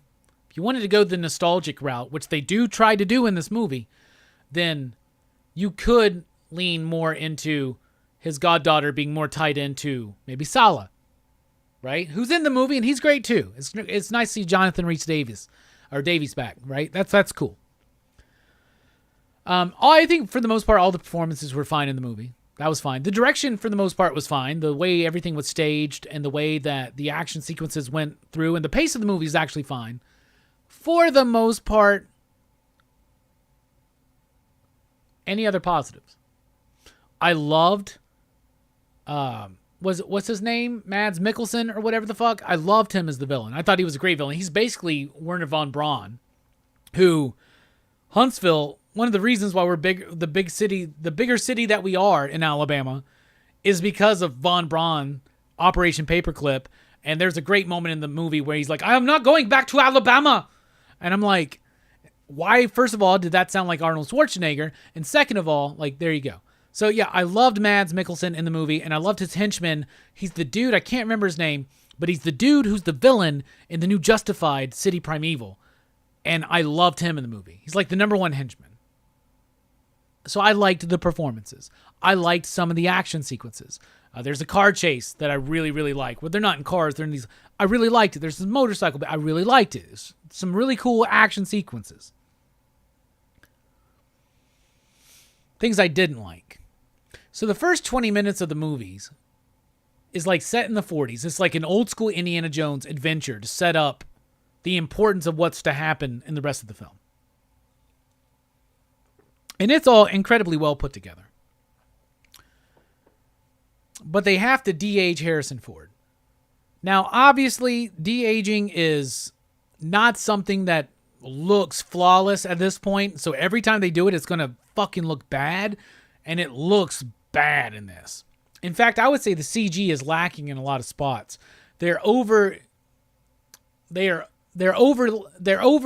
utilizing it, first of all. They're using CG when they don't have to in certain spots, and they're not using necessarily the best CG. It's not just the de-aging stuff. There are moments when they're in like a city, or they're in when the Apollo 11 astronauts come back, 1969. There's the parade. Fucking looks great. All the fucking set designs, the production design of the movie looks great. Then they get to this bit where like Indiana Jones is on a horse, and you can see that it's not Harrison Ford. Like Harrison Ford's face is placed on it, and it just feels weird. But I can get past all that. The most egregious thing, though, for me is this. They de-age Harrison Ford's face, but not his voice. So you're watching this Indiana Jones in the 40s sequence with young Indy. Sure, let's get over the de-aging effects. Okay. He sounds like 80 years old, like an 80-year-old Harrison Ford. It's like he sounds like an old man. It's so fucking crazy to me. Anyway, there's that. I think the movie runs too long. I said it had a decent enough pace, but for the most part, the problem I have with the pace is some things are too extended, and some things are placed in only to tie into a previous film, and it doesn't quite keep the flow going, and it hinders it a little bit. So even though it's a 2.5 hour movie, I felt like it had a decent enough pace for a 2.5 hour movie. It didn't necessarily feel overly long, but it did feel too long for me. And it felt too long for me, not overall, but within sequences, if that makes sense. The ending of the film. It builds up to a thing, and then a thing happens, and it becomes like a farcical comedy of errors. And I'm pleased enough with it. I am pleased enough. It goes straight into hijinks, though, at the very end. So it undercuts any of the seriousness of which the movie's premise and plot is based on, because it makes a farcical nature of it by the end. Act 3 becomes like Benny fucking Hill almost, for the most part. And it has a very abrupt ending that feels very forced and possibly tacked on. A lot of rumors that there was another ending that they had to reshoot because of leaks that people weren't agreeing with. James Mangold says that's not the case. Can't trust anybody. I will say, though, that the ending feels very, very abrupt and shoehorned. The music's great. The thematic quality of exploring Indiana Jones as an old man and juxtapositioning him with the character of Helena, who is as trained as Indiana Jones, but not as ethical. And yeah, she can come across as an asshole, but I actually found some of it quite endearing and charming, but not all of it, so I don't know if that arc completely sells to me. Plus, the kid is just there, and very briefly they mention earlier in the movie that he knows how to fly a plane. He's just there to be there at the end to have the plane, right? And if you've seen it, you know what I'm talking about. On the other hand, when that dude wakes up in that plane, cracked me the fuck up. So as farcical as that ending was, I did enjoy it. It was funny as fuck. But it did undercut the seriousness of some of these villains. So, what would I rate it? I would give this Indiana Jones movie 3 out of 5 ya digs. And I want to know, what did you think? Let's take a look at the chat.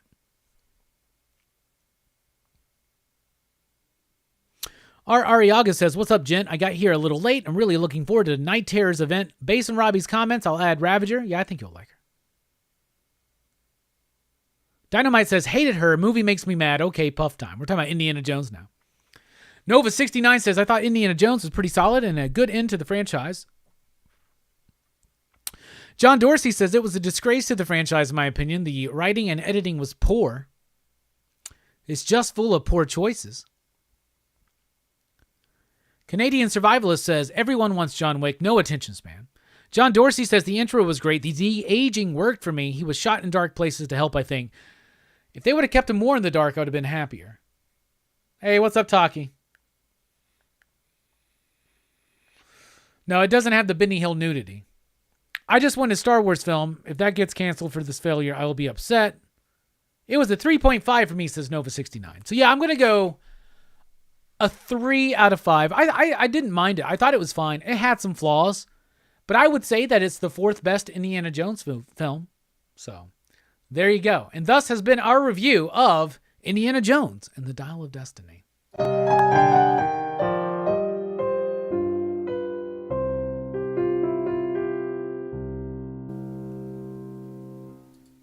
All right, y'all, we're taking a quick break. When we come back, I finally watched Across the Spider-Verse. I'm going to be talking about that. Then we got a little bit of show and tell, and who knows what else here on your one and the only Rockin Robbie Live.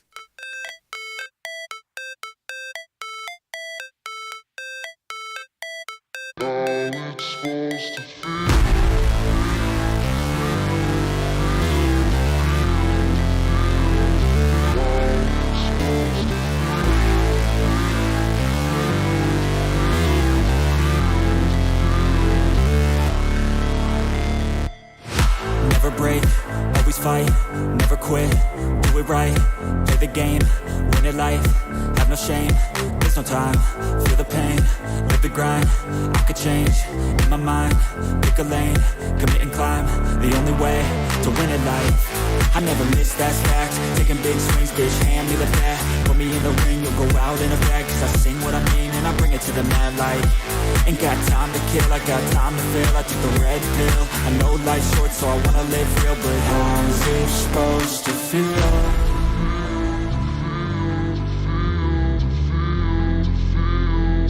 How's it supposed to feel?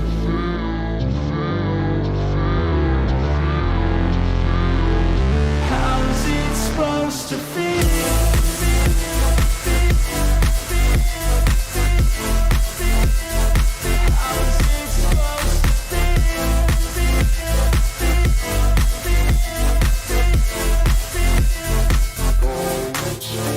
They wanna say my name, but they holding back. They wanna say they hate, but they know it's cap. I ain't playing no games, I just do that's fact. And I don't feel no shame, it's a mood you lack. I go crazy, nah bitch I ain't lazy. Track after track, I work on the shit daily. Pass me the jack, right as fuel, got me hazy. About to unpack all these dreams I've been chasing. I've got visions in my head, like memories after death. To be a legend instead of something you can forget. I'm living up every breath, I'd rather lead than be led. I'll fill the seats as I spread, with every word that I've said.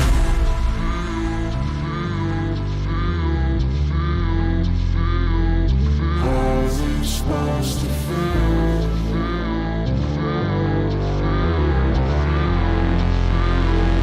How's it supposed to feel?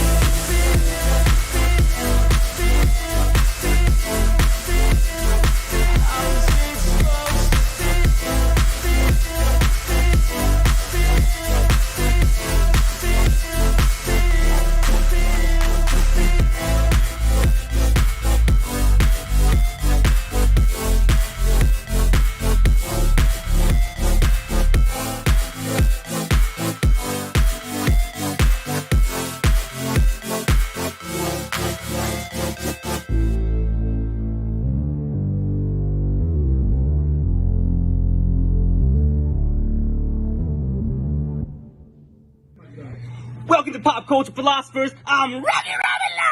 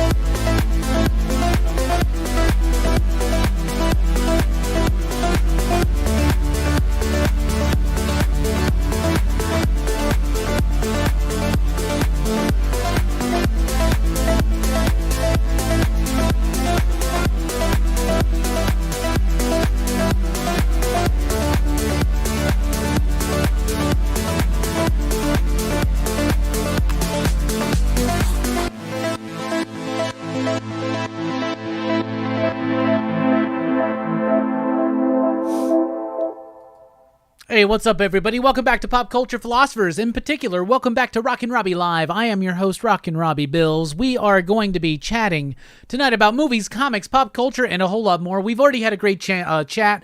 We talked about the DC sneak peek. DC's got books out this week. I reviewed them, including all the Night Terror stuff, so definitely check that out if you missed it. We just got done talking about Dial of Destiny, the latest Indiana Jones movie. And coming up, we're going to be talking about Spider-Verse, Across the Spider-Verse, because even though it's like almost a month late, I finally watched it. And I got a rant about the movie theater coming up.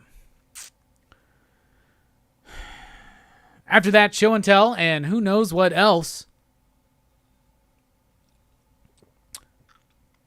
Check out popculturephilosophers.com for podcasts, blogs, and a whole lot more. Lots of ways to save money here at PCP, including at Dynamic Forces, where if you go to dynamicforces.com, you enter code Robbie at your cart, you'll save 10%. Go to BlackBox Comics online, enter code PCP10, you'll save 10% there. Follow us on Facebook and on Instagram. If you're on Facebook, join the PCP Army, the official Pop Culture Philosophers Facebook group. If you want to support the channel, you can do so at patreon.com/PCP, like these fine PCP patrons right there. That gives you exclusive content, including early access to the weekly comic book review and the weekly pop culture wrap-up available as a downloadable audio file hours before it drops on YouTube, or with the Super Chat tonight, which will trigger a Puff Puff and a Joker vid. And we got a Super Chat from John Dorsey again. Station, I am a fanboy of Sorrentino's art for Batman Imposter, among other things, should not be missed. Anything Andrea Sorrentino does is fucking worth buying, John. I'll tell you that. And also, Sorrentino is actually a friend of the show. He's reached out on multiple occasions to send me early looks at things. He loves the show. He says he would love to be on the show, but English is not his first language. It's Italian, and he's too self-conscious about his English to join the show. But he does watch, and he does appreciate the PCP Army and all the support that we give him. So thank you so much, John, for the support that you give Andrea Sorrentino and here to us at PCP. Here's your Puff Puff.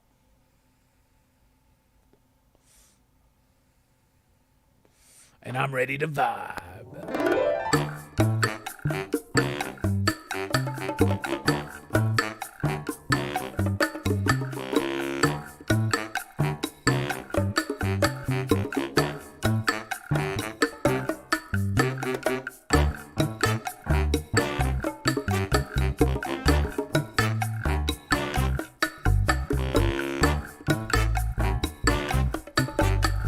Hey, yo. Let me tell you about this little man I know. His name is Hellboy. He was sent to the earth some long time ago to save it or destroy. Brought to this earth by Rasputin, son of a demon and a nun who had the sex with the demon, but was raised by Professor Broom. Now he fights evil and monsters. Shit. Now he fights with the man who's a fish named Abe. Get it, Abe? Now he fights with a fire starter named Liz and an ectoplasmic mess named Johan. PPRD.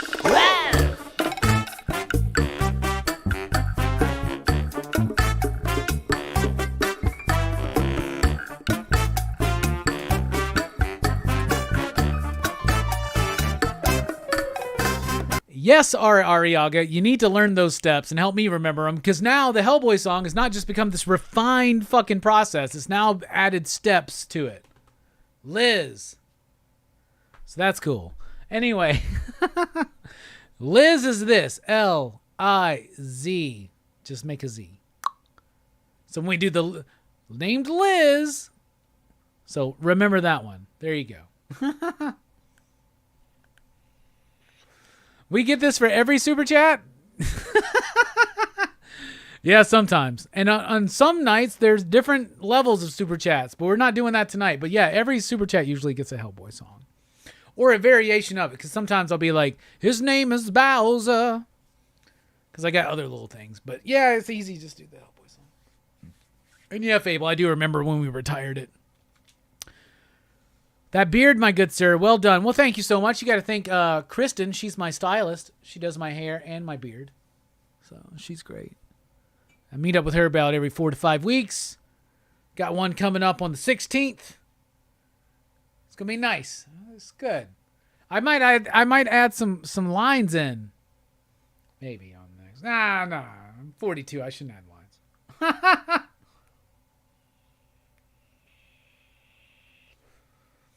All right, coming up here on the channel, Nick Cagnetti, Wednesday night, 7 p.m. Central Time. The creator of Pink Lemonade is joining us for a conversation. It's going to be fun. Join Dylan's Horror Show over at Dylan's Horror Show for Frailty, the movie review. I love this fucking movie, so I will be appearing Saturday night on Dylan's Horror Show. We're off for PCP Movie Night this week, but Action Fest starts July 10th with the Indiana Jones franchise. All 5 films reviewed by me and the panel. Week after that, Chuck Norris and Missing Action. Ip Man. Predator, the original. Get to the chopper. Beverly Hills Cop. All 3 films reviewed for the finale of Action Fest, which starts July 10th. 8 p.m. Central Time with the Indiana Jones franchise. Yeah.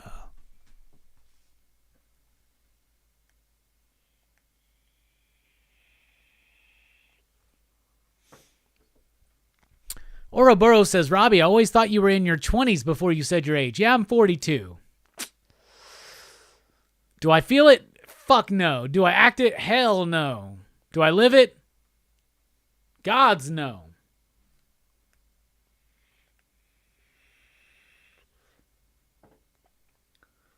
I don't have kids. But I also know kids that are near my age or my age that I think are fucking hot as shit. So I don't know. I don't think kids are the thing. I think what it is positivity and love. You live your life with positivity and love. That's not necessarily true. I don't know. I've been drinking beers. Chris with Comic Tropes started wearing colored nail polish. Good for him. I never liked the nail polish look, but in my 20s, when I would go to the clubs, occasionally I would get some guy liner going. I liked it. Some eyeliner. Yeah, I like it. Y'all ready for another taste test? All right, so Mike got me another bag of chips. I'm nervous to try these. I don't like anything that's pickle flavored. But I got these Doritos Collisions, where half of these chips are tangy pickle, the other half are Cool Ranch. And what I've heard about these chips is forget the difference, because the dill pickle flavor is so intrusive, it just takes over the fucking everything. I love pickles. I like pickles. I fucking like pickles. I love pickles. That's an inside joke that only me and like 3 other people get. But I don't like pickle flavored stuff. So here we go. Let's see what happens. Now I hear these are also good with like a pickle ranch dip. They smell God's awful. They smell so fucking gross. Yeah, I do need to get a Grimace shake. I need to get that before it's gone. I'm really nervous about this one. Is this gonna be as bad as the mustard and the ketchup Dorito?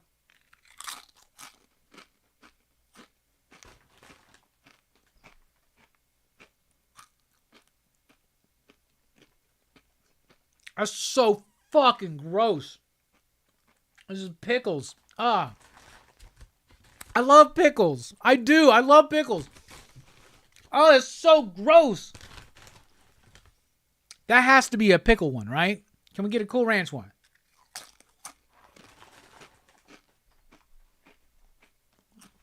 No. Oh, God, it's worse. Was that first... Oh. Was that first one a Cool Ranch one? This one's worse. I'm going to try one more.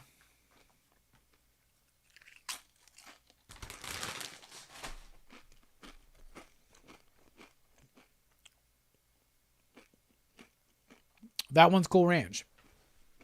Oh, pickles.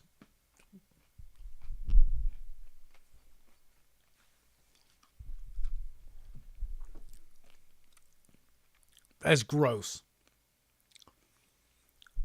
That's just gross. It's just fucking gross, y'all. It's just gross. It's just gross. You made a fucking chip.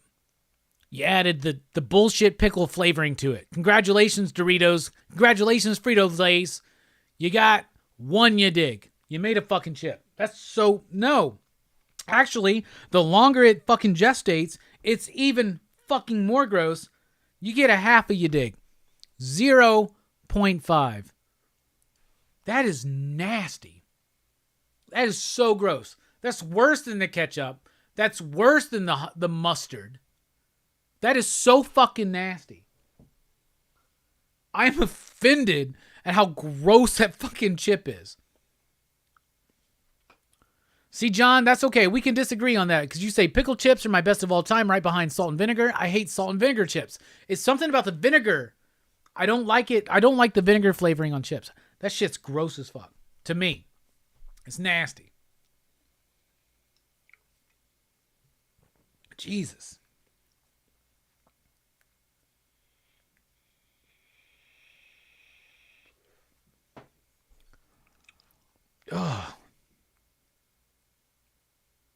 I like the Grimace shake, but it isn't something I would regularly buy. So like I was like all on board with this Grimace birthday meal, and then I realized it's just a fucking Big Mac or chicken nuggets with fries and a shake. It's the shake that's the special thing. It's like a berry shake or something.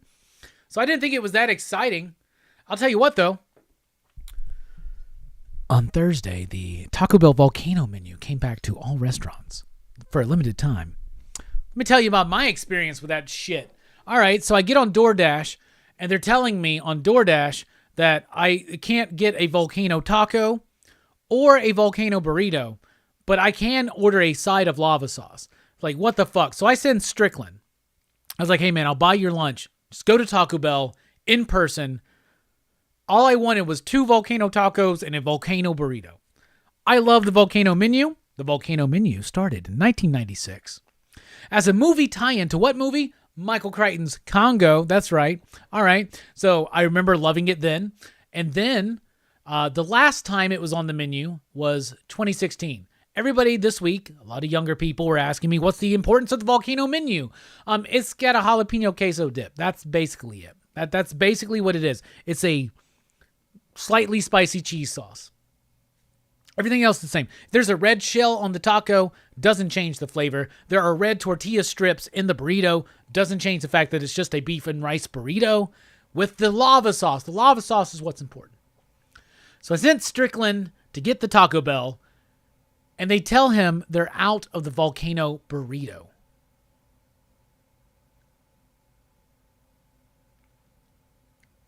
You're out of the volcano burrito.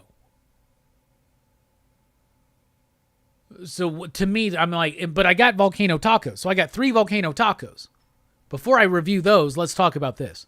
So you're out of the volcano burrito. So you're not out of the lava sauce. You're not out of ground beef. Are you out of rice? Flour tortilla, like burrito shells? Like what the fuck are you out of? Are you out of the red strips? Because I'll take it without the fucking strips. I don't need the goddamn strips. I just want the lava sauce and the fucking rice and cheese and beef burrito. Anyway, the point being is this. When Taco Bell relaunched the Mexican pizza for a limited time, they ran the fuck out after a couple days. Same thing with the volcano menu. Now, no Taco Bell in my area has anything to make a volcano anything.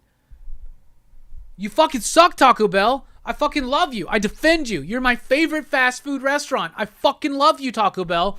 But, like, you can't get a launch of something like this. We haven't had this in like, we haven't had this like, what was 2016?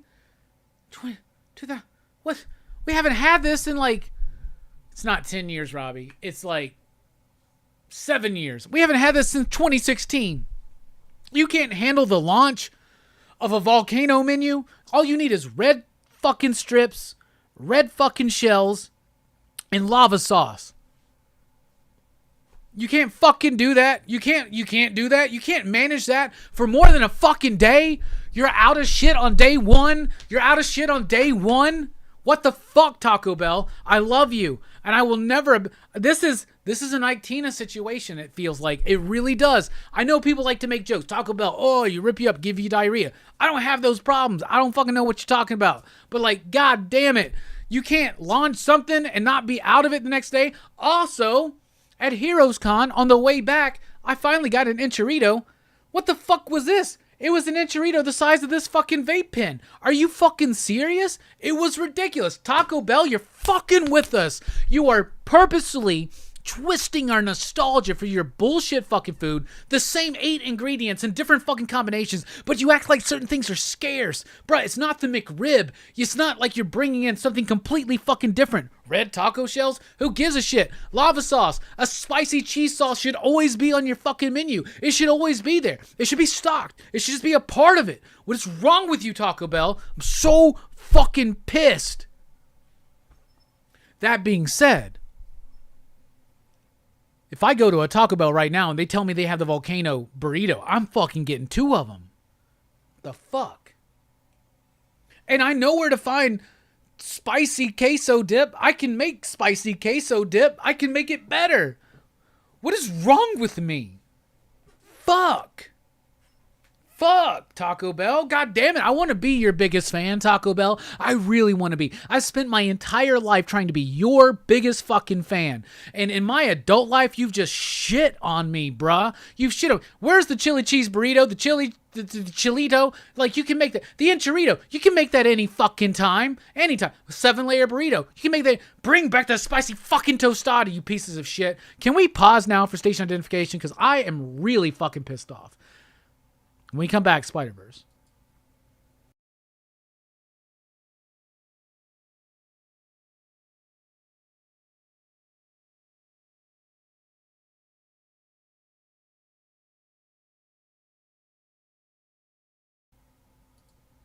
All right, I'm calmer now. I got to go on these rants every once in a while, Jay. I know I'm giving Rex some... Here's the thing, though. Rex rants about the same shit every fucking week, and I've ranted about Taco Bell. I've done whole streams about Taco Bell. Taco Bell is the most abusive relationship in my life. With how many years this shit's been going on? John Dorsey, I get it. You just don't... There's something about Taco Bell. It draws me in, and it just fucking abuses me every time. Now, the best Tex-Mex food I get is not from Taco Bell. Trust me. God damn it, I love the volcano taco. By the way, the volcano tacos, the 3 I had, were delicious. The lava sauce tastes exactly as I remember it. Fucking delicious. Loved it. Why can Taco Bell... You know what, Taco Bell, you want to be bullshit? Here we go again. You want to be bullshit and do all this, like, limited edition shit? That's fine. I'll play your fucking games. But, like, know how to launch something, goddammit. Like, understand the demand. Don't, like, this is, what the fuck is it? Is this comics? Are we trying to speculate? Do I need to buy a volcano taco and fucking hold it back to sell it on eBay 6 months later? What the fuck? That's some bullshit, Taco Bell. Make it available. God damn it.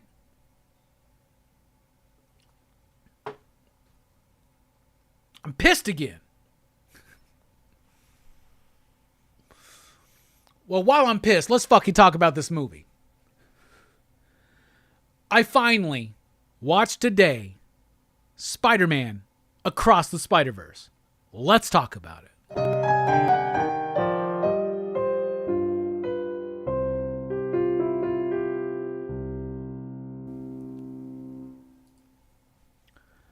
Across the Spider-Verse is fucking dope as shit, y'all. This movie's fucking awesome. And it might be the best movie I've seen all year.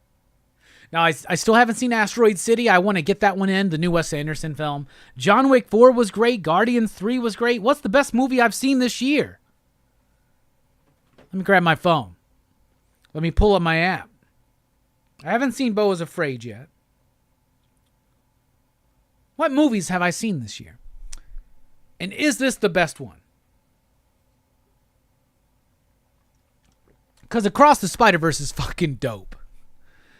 First of all, great fucking story. Being emotional and nuanced and human from the very fucking beginning of the movie, okay? And developing Gwen. Then going into Miles and introducing all these other things. I loved Miguel in this fucking movie. Oscar Isaac as Miguel, the way he was placed, the way he was utilized, I loved it. I loved seeing all the other Spider-Men. The fucking Scarlet Spider, like the comic book Scarlet Spider with that 90s cringe dialogue was fucking awesome. That was great stuff. That was really great stuff, y'all.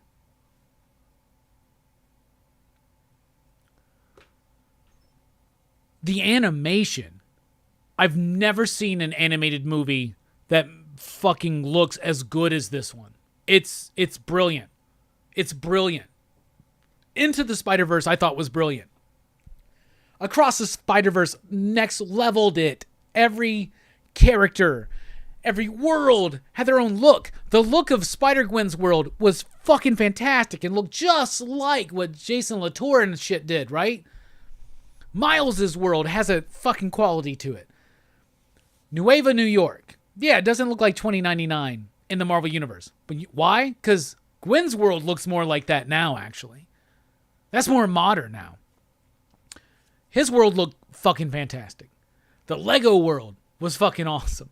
Lots of cool little tidbits. I loved seeing the actual fucking Spider-Man Ben Reilly written by like J.M. DeMatteis or some shit. Like, what the fuck? It was hilarious.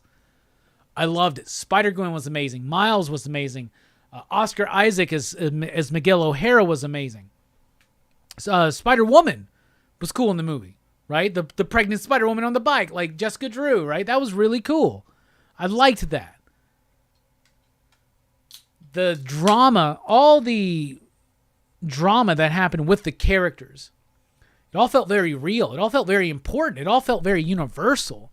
To talk about mental health and struggle, right? To talk about being afraid to come out with a secret, to be who you truly are in front of the people you love because you're afraid of rejection, right?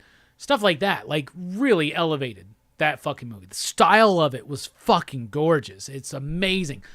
Hobie Brown, punk rock Spider-Man, perfectly encapsulated through a character, through a performance as well, and then the animation to always be shifting and changing just like himself. Fucking rad. It was so good. Spider-Punk was awesome. Maybe Spider-Punk might be my favorite character in this movie, to be honest with you. I loved it. I loved it. I loved it, loved it, loved it. The music is so bad. I liked the music in the first Spider-Verse film. The music in this one was fucking better. Like, not just talking about like the hip-hop music they're using or the R&B or anything like that, but like the actual composition, the score of the film is fucking brilliant. I fucking loved it. I loved the ending. I can rant and rave about this film. What did I not like about it? The only thing I did not like about it is that certain scenes felt lived in too long. There were moments where this movie slowed down maybe a bit too much. The movie didn't have to be as long as it was, especially for its ending, because by the time I get to the ending, I'm like, this movie better be ending, because it feels like it's gearing up for 20, 30 more minutes. But I was like, I feel like I've been here for a while. But my experience at the theater has a lot to do with that. But I have done my damnedest job to separate my experience in the theater today from the movie. The movie's fucking brilliant.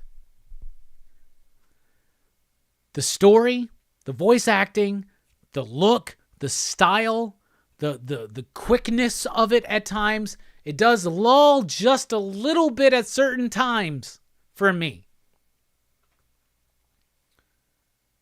But I got to think about why I didn't want to be in this theater for that long. And you don't know about that yet. Here are the movies I've watched in the last, let's go year. Well, let's go to the beginning of this year then. Scream 6. This movie's better than Scream 6. Super Mario Brothers. This movie is better than Super Mario Brothers. John Wick 4. This movie's better than John Wick 4. Evil Dead Rise. This movie's better than Evil Dead Rise. Guardians 3. That's close. Fast X. This movie's better than Fast X. The Flash. It's better than The Flash. Indiana Jones. It's better than that. So it's between Guardians and this. Fuck y'all. This is the best movie I've seen of 2023 so far. This movie's fucking awesome. 5 you digs. I don't give a shit that I feel like it slows up in certain aspects at times. This movie is brilliant. I've never seen visually anything like this. I've never seen a comic book movie that so quickly got right to the fucking heart of the story, the human element. Fuck, this movie was good. 5 you digs. 5 you digs for me. 5 you digs for me. Let me tell you about my experience, though. What the fuck is going on? All right, so I like to go to the movie theater. I love it. It's one of my favorite things to do. I purposefully pick times where it's less busy. The audience experience is not necessarily my favorite thing about going to the movie theater. It's the popcorn, the snacks, the soda, the big dark room. It's the experience. There's something about it that's magical to me. The audience, I don't give a shit. I would rather be in a theater alone, to be honest with you. But it's fun when you watch a movie with a hype crowd.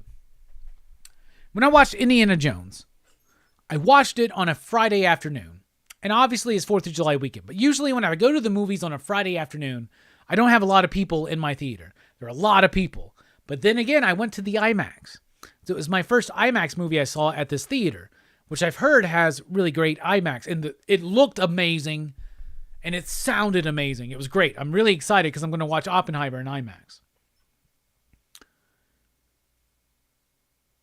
But God damn it, someone was in my seat, and it was an old fucking man, and I didn't want to like cause a shit, so I just went over to the side a little bit because like, what the fuck? I've never had this problem where somebody took my seat, because usually it's me and like maybe 5 or 6 other people. This theater was packed. And I didn't want to tell this old man that he was in my fucking seat, but whatever. I had a great time watching the movie. But like, God damn it, like during Indiana Jones, there were people coming in to the movie for like the first 40 fucking minutes of the movie. Like up to the first 40 minutes of the fucking movie, people were still coming in.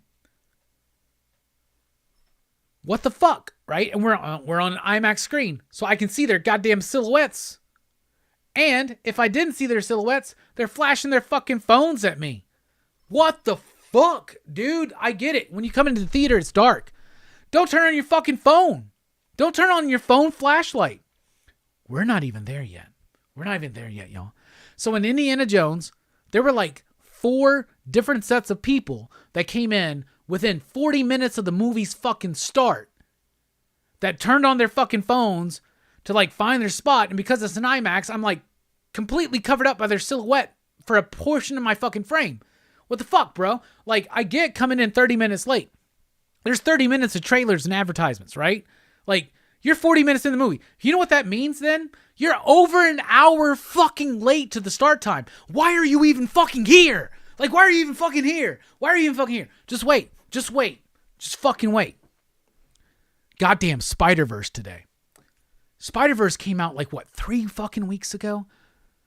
I knew that Spider-Verse was a kid film. I don't want to watch a movie with a theater filled with kids. Okay? No offense to kids or anybody that has kids or anybody that loves kids. I like kids enough. I don't want to watch a movie with a bunch of kids. I thought, as naive as I am, that I could go to a Sunday afternoon show of Spider-Verse like 3-4 weeks later and be fine. Nope. Not the fuck at all. People were in my fucking seat again. And it's a whole goddamn family. I'm in one goddamn seat. And then a whole family's just sitting in my fucking seats. Like, what the fuck? So what did I do? I was like, you know what? Doesn't matter. I'll go row down. It's fine. It's all good. There were people coming into this movie still within the first 40 fucking minutes, just like Indiana Jones. But it was more fucking people. I am so glad that Spider-Verse is doing so well. That's great. But god damn it, y'all. People were coming into this theater while the movie's playing. And they're turning their fucking phone flashlights on, which lights up the fucking theater. Everybody's like, what the fuck, man? And they're all doing. But then, I'm not bullshitting you. Like 40 fucking minutes into this movie. Like, we're well fucking in this movie. A fucking group of like 4 adults and like 12 kids comes in this fucking movie. And all of these fucking kids have phones or tablets, right? Right? And are fucking loud. They all have their lights on. Like, what the fuck? We're literally in the middle of a fucking movie, and this whole goddamn crew of fucking kids comes in, shining goddamn lights everywhere, fucking audio from their phones and tablets going off. They're fucking talking. We're all like, what the fuck is going on, man? And they come in, they find their fucking, it takes them for fucking ever. And throughout the rest of the fucking movie, they are continuously groups and batches of them getting up, turning on their fucking phones, turning on the audio on their fucking phones, and going around and fucking walking and slowly finding their way out. Like, I had to go take a whiz in the middle of the fucking movie and refill my drink. So in the middle of the movie, I got out and I went out the movie theater. I went, refilled my drink. I took a whiz. I went back into the theater and I walked back up the fucking lit steps to my seat. And I'm not trying to be like a crotchety old fucking man. I'm not trying to be an Indiana Jones. But what the fuck are we talking about here? Like, really? First of all, if you are 40 minutes into the fucking movie with 30 minutes of fucking trailers, you are obviously over an hour late to your fucking showtime. It's goddamn done. Don't fucking come into my theater and interrupt my fucking experience, right? And at the same time, maybe I'm too nice of a dude. I'm not trying to don't take somebody's fucking seat. We have reserved seats for a fucking reason. And I'll tell you what, if you pick the seat one over from me and I don't know you, I'll be like, whatever, man. Nobody else is in here. I'll move over. I guess the lesson is this. Spider-Verse is immensely popular. And I'm happy for that. I'm happy that there was a group of a lot of children watching that movie today in my theater this far into its release. I love that. That's great. Rock on. That's not a movie for me to watch on a Sunday afternoon. That's a movie for Robbie to watch on a Wednesday night. Robbie has learned his lesson again. But God damn it. Can I just say this as a public service announcement? Do not turn your fucking phone on in the goddamn theater.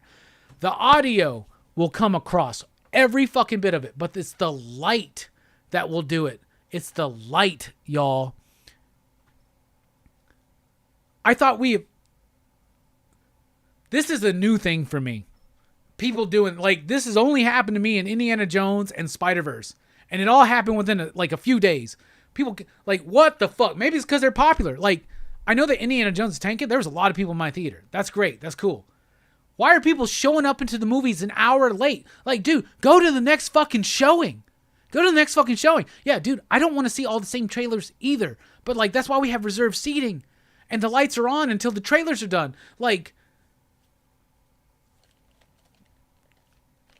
It's so fucking frustrating.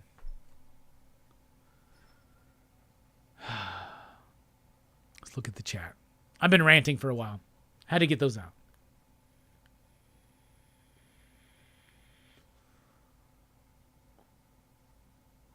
Why in the world would you spend money on Taco Bell? With respect, Robbie. I love Taco Bell. I just like bitching about them too. Because they can't handle a launch of the volcano menu? Now, don't think, John, that I eat Taco Bell every single day. It's not what happens, brother.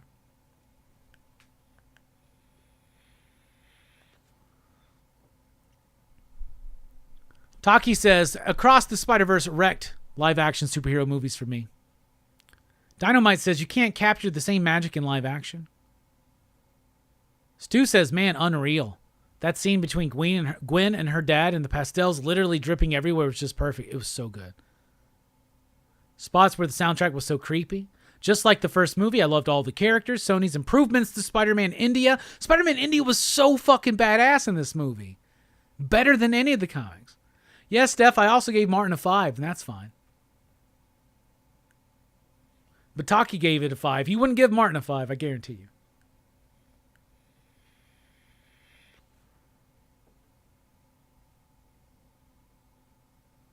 They need to bring that magic and put it in the comics. 5.69, you dig, says. Chill out, man.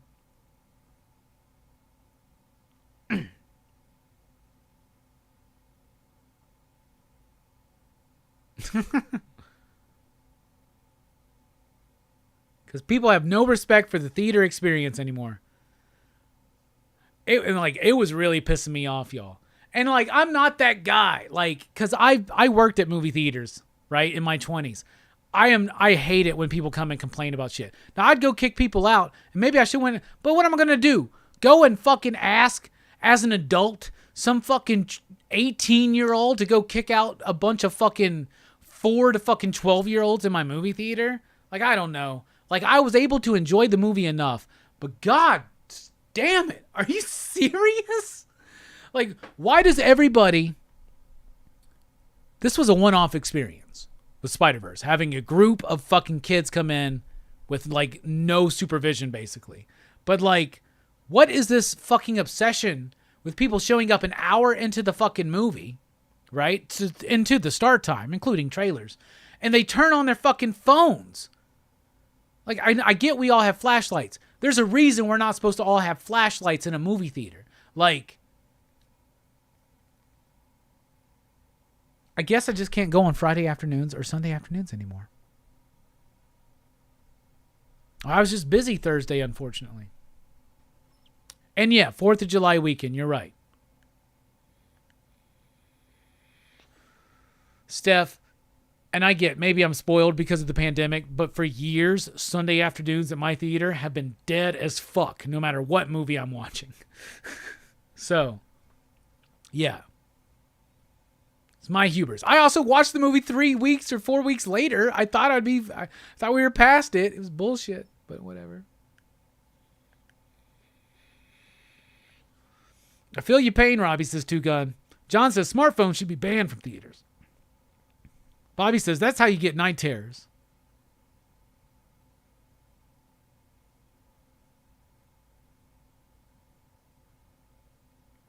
Steph, I love you. You're right. I chose a popular movie in the afternoon during summer break on a Sunday. I get it. It's different than watching something else that, the other movies that I'll go watch. It's different than watching Terrifier in the fucking theater.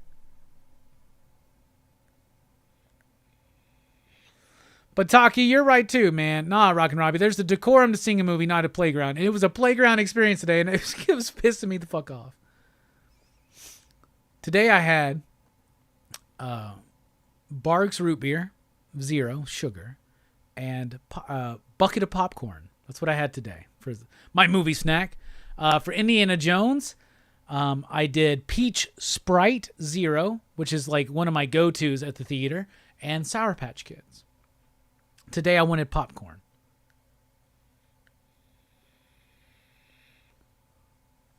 They may have snuck in from another film. I was thinking about that too, but like at the same time, like it's just so like there were these like when I watched Indiana Jones, there was this dude and this chick who showed up in the middle of the fucking movie.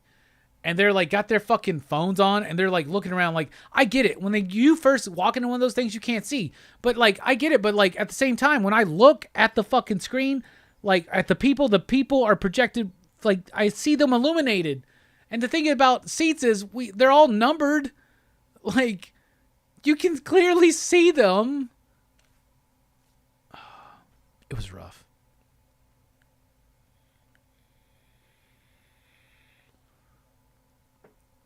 Jay says, that's one of the luxuries of being older, Robbie. We can ask people to kick people out. I never want to be that person either, but sometimes you got to. I don't know about that, Ghetto Head Productions.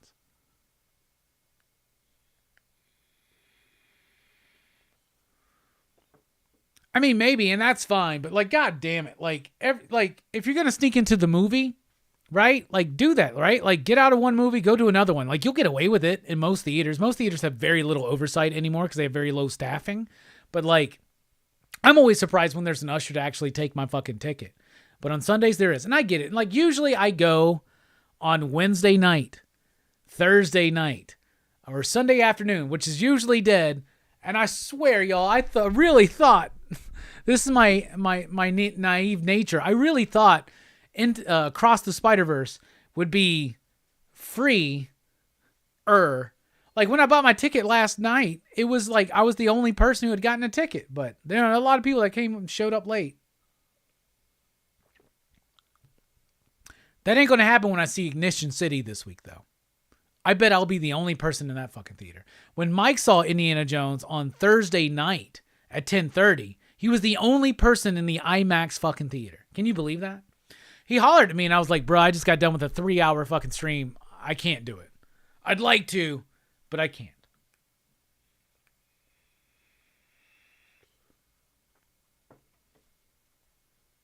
Yeah, maybe I should have, but like, I mean, I don't want to fucking be screaming at a bunch of fucking kids in a goddamn kid movie. It did piss me off, though. It did piss me off, to be honest. All right, show and tell.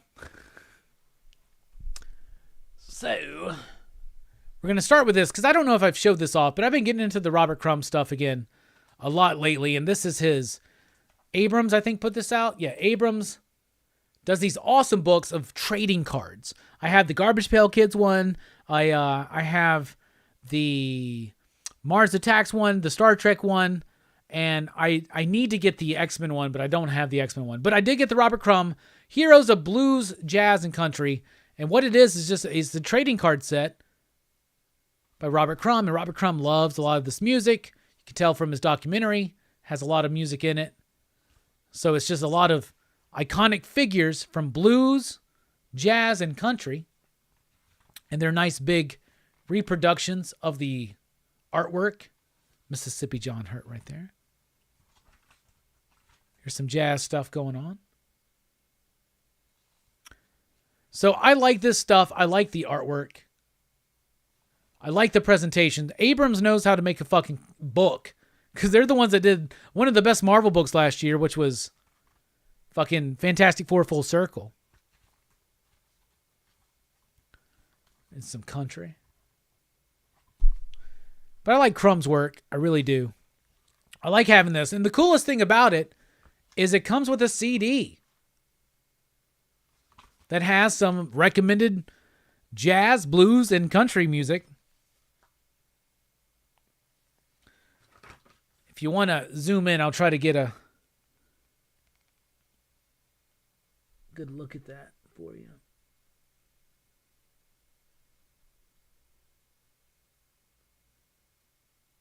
You can find those on Spotify or whatnot, but that's cool. I need to pop that into my CD player in my car and just let it ride for a while.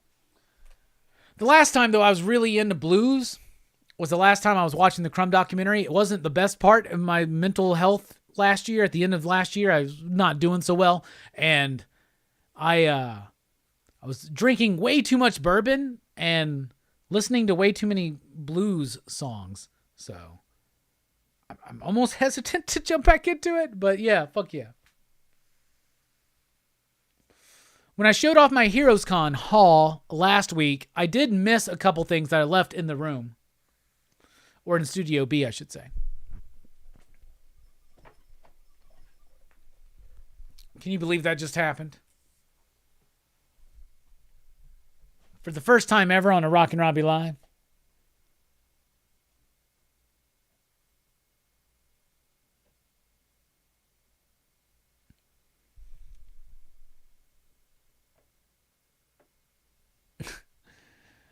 Pardon me while I adjust my camera. All right, there we go. All right. So, you know I love the Cartoonist Kayfabe guys, Ed Piscor and Jim Rugg.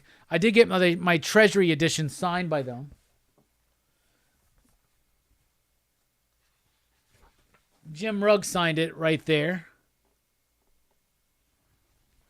And a lot of discussion between me, Jim Rugg, Trad Moore, and other people about Marvel needs to keep these in print because they are fucking awesome. And my X-Men Grand Design Volume 1, I had to get this one signed by Ed Piscor. He signed it right there.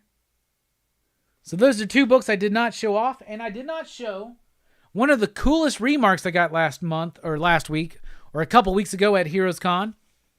But my copy of Joseph Smith and the Mormons by Noah Van Sciver. Had a good conversation with Noah. Talked about that. But I did not show off my remark that he did for me. Free of charge. How fucking cool is that? I love a full-page remark. Free of charge. Dennis Cowan's done that for me. Jim Rugg's done that for me. Noah Van Sciver's done that for me. Nick Dragata's done that for me. And others. And I really appreciate it. Matt Kent's done that for me. That always makes a fan feel really good. All right, got some action figures. We were talking a little bit about The Flash. Right? I think we're far enough into the run of The Flash that everybody's going to see it, has seen it, in the theaters at least. But there is one cameo in there that I really like. Flash spoilers. George Clooney is Bruce Wayne. And if you didn't think that I owned a George Clooney Batman figure, you're wrong. There is the most badass action figure set from the Batman and Robin movie because it was a 2-pack with the Ultimate Edition costume from the end of the movie of both Batman and Robin and this badass fucking base that they're attached to. They come off the base, but I don't give a shit what y'all think about this movie because y'all are right. The movie sucks, but these figures are badass. All right. Superpowers action figures from the 80s. I love them. I want to start showing them off again. Things I already have that I can show off again fresh. Because as I'm selling stuff off from my collection, and by the way, the mystery boxes that are available are not only going to be having the Mark Spears monster cards in them, but we have recently had a very generous donation from a friend and fan of some really dope comics. And a lot of those will be coming out in mystery boxes. But Superpowers action figures. We're going to start showing these off in little segments, little chunks tonight. The new gods that I have. So here's my Superpowers Parademon.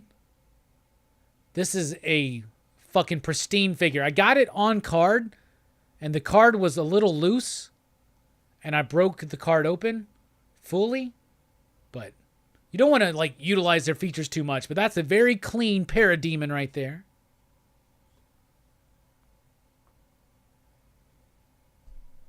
I've had this one for a few years now, but there is, whoops, here's my Steppenwolf. With the axe, with the cord and everything. Still does the action feature. So Steppenwolf. Just got this one recently. It was a birthday gift from Mike the Voice Matthews. It's not fully complete, but it's complete enough for me. For now. There's a couple like cables missing or something. Fuck it. But there's Desaad. I never had Desaad. I never had any of these three figures when I was a kid. His action features don't really work anymore. But I have a Desaad. So that's dope.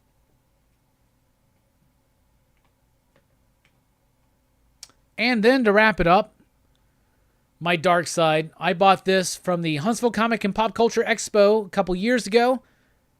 I had Darkseid when I was a kid and very quickly lost his cape. But he was one of my favorite figures. He still very actively does his fucking shit. This is a very clean figure. With the cape, with the medallion, still intact. And the glowing eyes. Fucking dope. Love this figure. One of my favorite action figures of all time. And I still have him. Right, I bought him again. So that means I don't have Calabac. I had Calabac when I was a kid. I still don't have Calabac. I need a Calabac. And I think they have a Mantis. I've never done Mantis. I never had Mantis. And there's an Orion figure, which I've never had. Which is also kind of rare to find. So I think those are the only ones I'm missing. Will be Orion. No, Mr. Miracle, goddammit. Mr. Miracle, Orion, Calabac, Mantis. Mantis, Calabac, Mr. Miracle, and Orion, right? So I'm missing those four. We got to get them.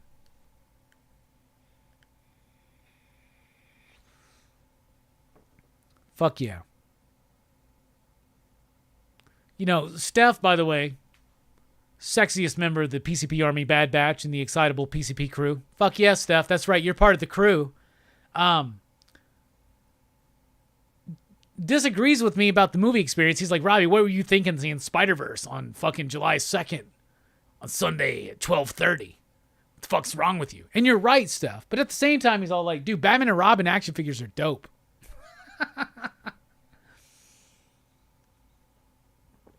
Fuck yeah.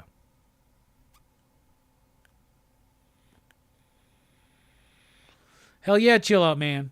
He says, we all get the blues sometimes, but remember, that's what friends are for, station. Hey, Matthew's here. Matt, what's up? Popping in before bed. Love meeting you at HeroesCon.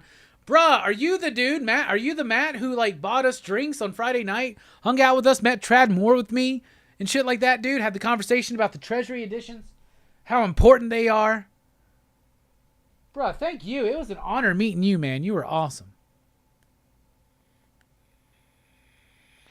We all lost our Darkseid capes. Darkseid doesn't wear a fucking cape. So I didn't care as a kid. But, like, now it's nice to have it. You know, it's nice to have that. There should be a film etiquette. I'm sorry. And if like I'm not trying to be that dude. I'm not trying to be that dude. I'm 42. I've never had kids. Never been married. Right? I have a lovely life. Lots of people that I love in it. And I love my life. But I don't have certain things that people qualify as, I get it, man. And I don't hate on people that have kids. I don't know why I have to say that. It's usually because when you tell people, like, I don't have kids, they're like, what the fuck is wrong with you? You're over 40, you don't have kids. You don't want kids. Are you fucking stupid? No. I'm happy for you. Anyway, that being said, if I had a kid, I would want to say, if I had a kid that I felt could not handle themselves to be silent through a 2.5 hour movie, I wouldn't fucking bring them to a 2.5 hour movie. I don't fucking know. But that's just goddamn me. But whatever.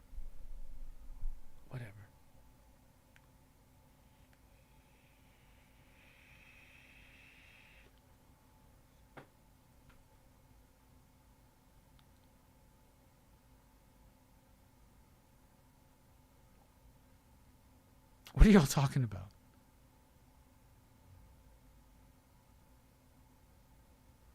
How did he become the sexiest? I don't remember voting. You guys still got time to get your vote in, Bobby. You can't vote for random chicks. What the fuck are we talking about?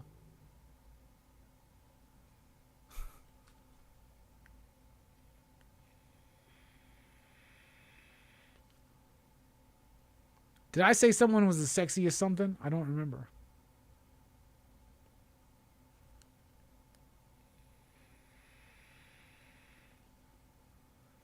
Like, I can't end the stream now till I like what's going on?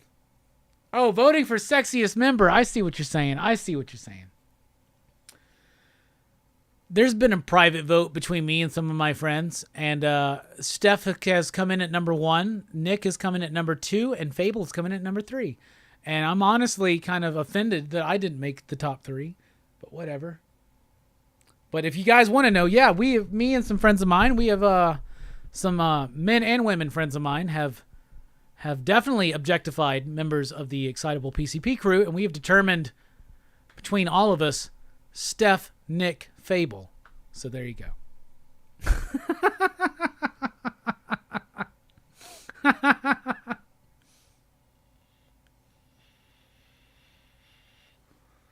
We think Nick's like Matthew McConaughey.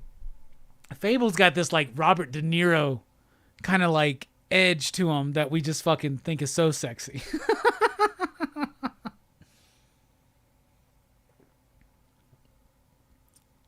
Yeah, but whatever. We're not ranking, like, who cares, right? Really. We're not going to rank above the top 3, like below the top 3. We should do this vote. We should do the vote. Who's the sexiest member of the Excitable PCP crew?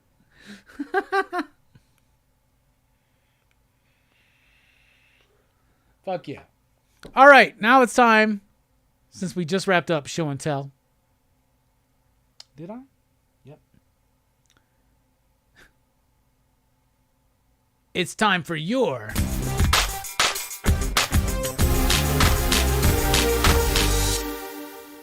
Final 5 or 14 or whatever. We're just going to go through the rest of this Mark Spears Monster Pack. By the way, if you get one of the PCP mystery boxes, it's going to have a unopened pack of these cards. In the Wilderness, a nice Frankenstein monster card. I love that. Reverend Jasper, once again, we've gotten that card before. Good Evening, we've gotten that card before, kind of Monster Squatty. Patch, I guess it's like Snake Plissken. Oh, that's a cool one. Skara, Damsel of the Doomed. I like that card. Haven't pulled that one yet.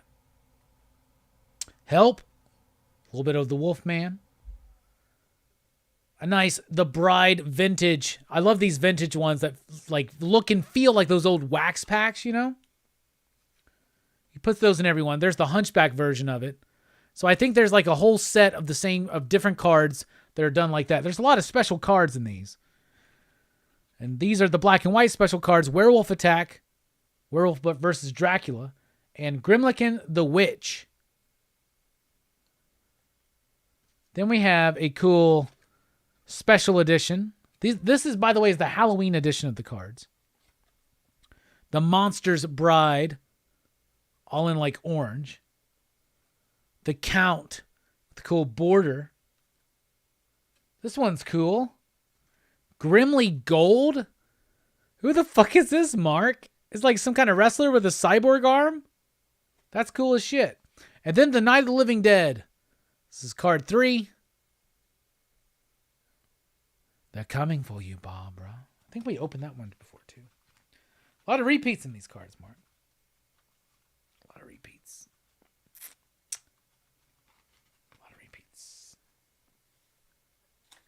Well, Bobby, you can work out as much as you want, but remember, no one cared who I was until I put on the mask. Anyway. There's a guy from Alabama who's been on your streams that looks like George Clooney. Who? Who are you talking about? Who looks like George Clooney in my fucking streams? From Alabama. You talking about Brian? What the fuck are you talking about?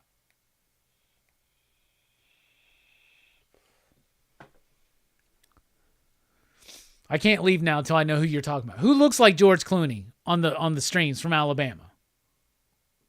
Talking about Brian? No way. Brian doesn't look like George Clooney.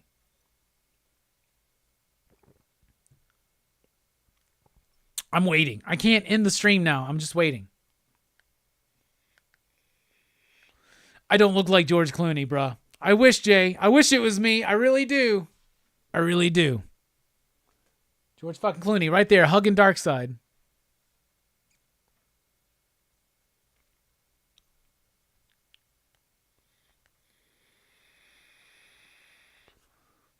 Not Brian from like a year ago. From like a year ago. Who the fuck was on my streams a year ago? That looked like George Clooney. All right. I don't think you know who you're talking about either, Taki. I think you're referencing a fever dream you had, brother. All right, y'all. We're dipping out. What a great show. DC Sneak Peek. We talked about Indiana Jones. We talked about Spider-Verse. We talked about my rant about movie theater etiquette. Don't turn on your phone in the fucking movies. Don't turn on your fucking phone in the movies as a flashlight. Like, seriously, let your eyes adjust. Justin. You're talking about Justin Taki. Justin's sexy. I don't think he looks like George Clooney. You know what he looks like? I can't remember the dude's name. He just got cast as Superman. He's the dude who was the projectionist in Pearl. Justin looks like that guy. That guy looks like Justin. At least in The Projectionist. As the projectionist in Pearl. Yeah. PCP streams and fever dreams. All right, y'all, we're dipping out. Thank you all so much for joining us. Do remember, Nick Cagnetti, Wednesday night, 7 p.m. Central Time here. Oh, also, I will be on Blood Splatter Chatter Thursday night to talk about Child's Play. I think Perry's supposed to be there. Yeah, David Cornsweat. What a fucking name. I'll be on Blood Splatter Chatter to talk about Child's Play on Thursday. So Wednesday, check me out with Nick Cagnetti for a conversation here on PCP. Wednesday night, 7 p.m. Central Time. And then Thursday night, over at Blood Splatter Chatter, we're talking about Child's Play. Dylan's Horror Show, I'll be there Saturday night to talk about Frailty. I fucking love Frailty. Very excited for this one. And then we're off for PCP Movie Night this week, but we return July 10th for the start of Action Fest 2023. We start with the Indiana Jones franchise, all 5 films reviewed. Then we move on the next week to Missing in Action. Then Ip Man, Predator, the original, Get to the Chopper. And Beverly Hills Cop, the trilogy, to wrap up Action Fest 2023. Y'all, you've been the greatest. Thank you so much. This has been super fun. Station, pop, pop, boom. Keep on reading. Keep on learning. Keep on living. And keep on loving, y'all. We're dipping out. Have a good one.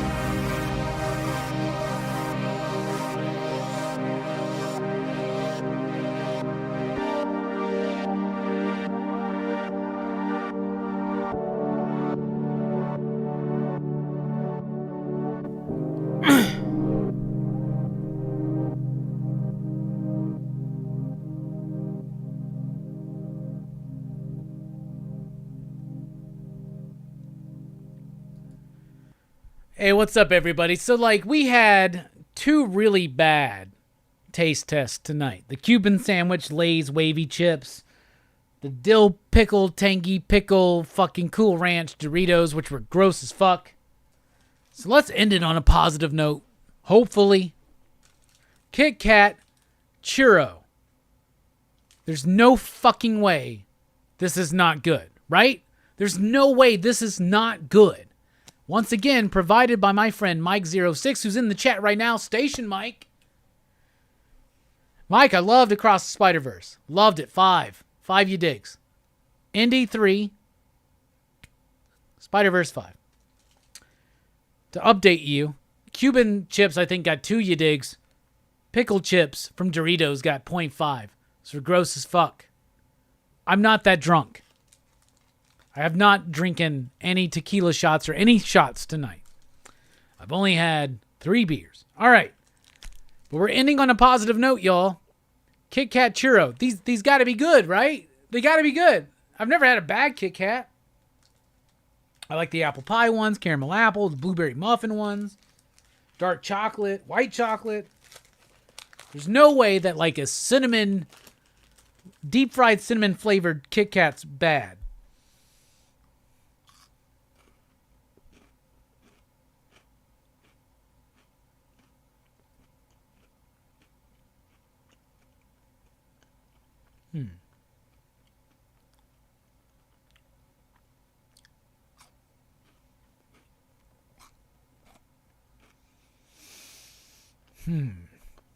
Okay. Okay.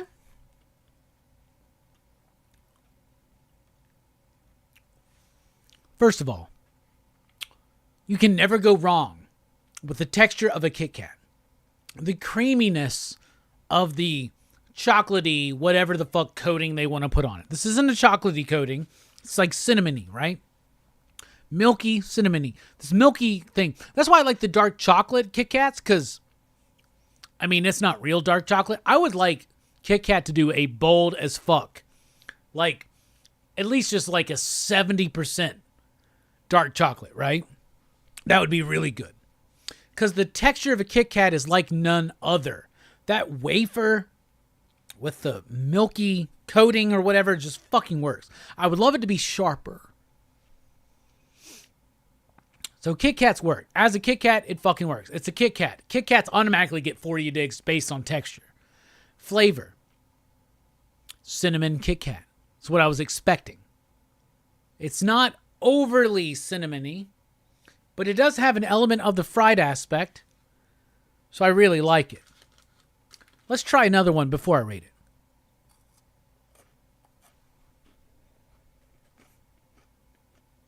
it. Taki says he's a 2.5 drunk, Mike. Last week he was a 5.69 those. I really was.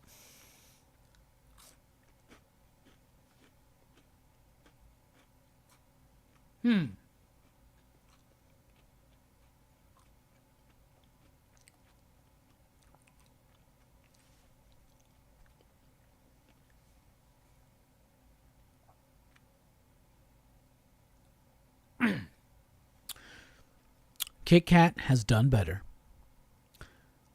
But it's up to snuff and par with everything else that they've done. Kit Kats automatically get a 4. Flavor. Did they capture the flavor of a churro? Not 100%. It's got too much of a milky quality to it. Knocks that down a little bit. It's also a Kit Kat that I enjoy, but not something that I would eat repeatedly. They need to do a peanut butter Kit Kat. That would be the best one, y'all. I will give this an enthusiastic 4 out of 5 you digs. You made a Kit Kat. It's a great candy bar. 4 you digs. You made a cinnamon flavor. That's cool. Too milky. Too milky. If it was a dulce de leche thing, maybe that feels more. It does feel more of like a caramelly thing than a cinnamony thing, actually. 4 you digs. What's been my favorite Kit Kat I've tried so far? Strawberry Kit Kats from Japan, I think. There was also we did a Kit Kat taste test from Japanese Kit Kats. There's these strawberry ones I think are fucking baller. And then there was some that were based, the ones that were based on matcha and shit, I hated. But there were some that were based on I think there was one that was a something sake. And it was really fucking good. So I would have to rewatch that video. But it was one of those ones. It was really good. But that being said, Jay, the best Kit Kat is this. A regular ass dark chocolate Kit Kat, or a regular ass Kit Kat, or a dark chocolate in particular. Scoop some peanut butter around that shit and eat it. Eat it with peanut butter. I'm not kidding. Why have they not done a peanut butter Kit Kat? Peanut butter chocolate Kit Kat.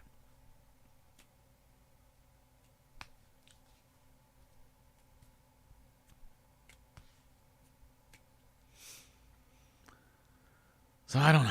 Why not? Anyway, thank you all so much. And one of the best parts of Across the Spider-Verse was Spider-Punk, Spider-Man India. It's great. Shit was great. I'm just trying to find the button. See you guys. Thanks for rocking with us. Love you, station. Pop, pop, boom, y'all.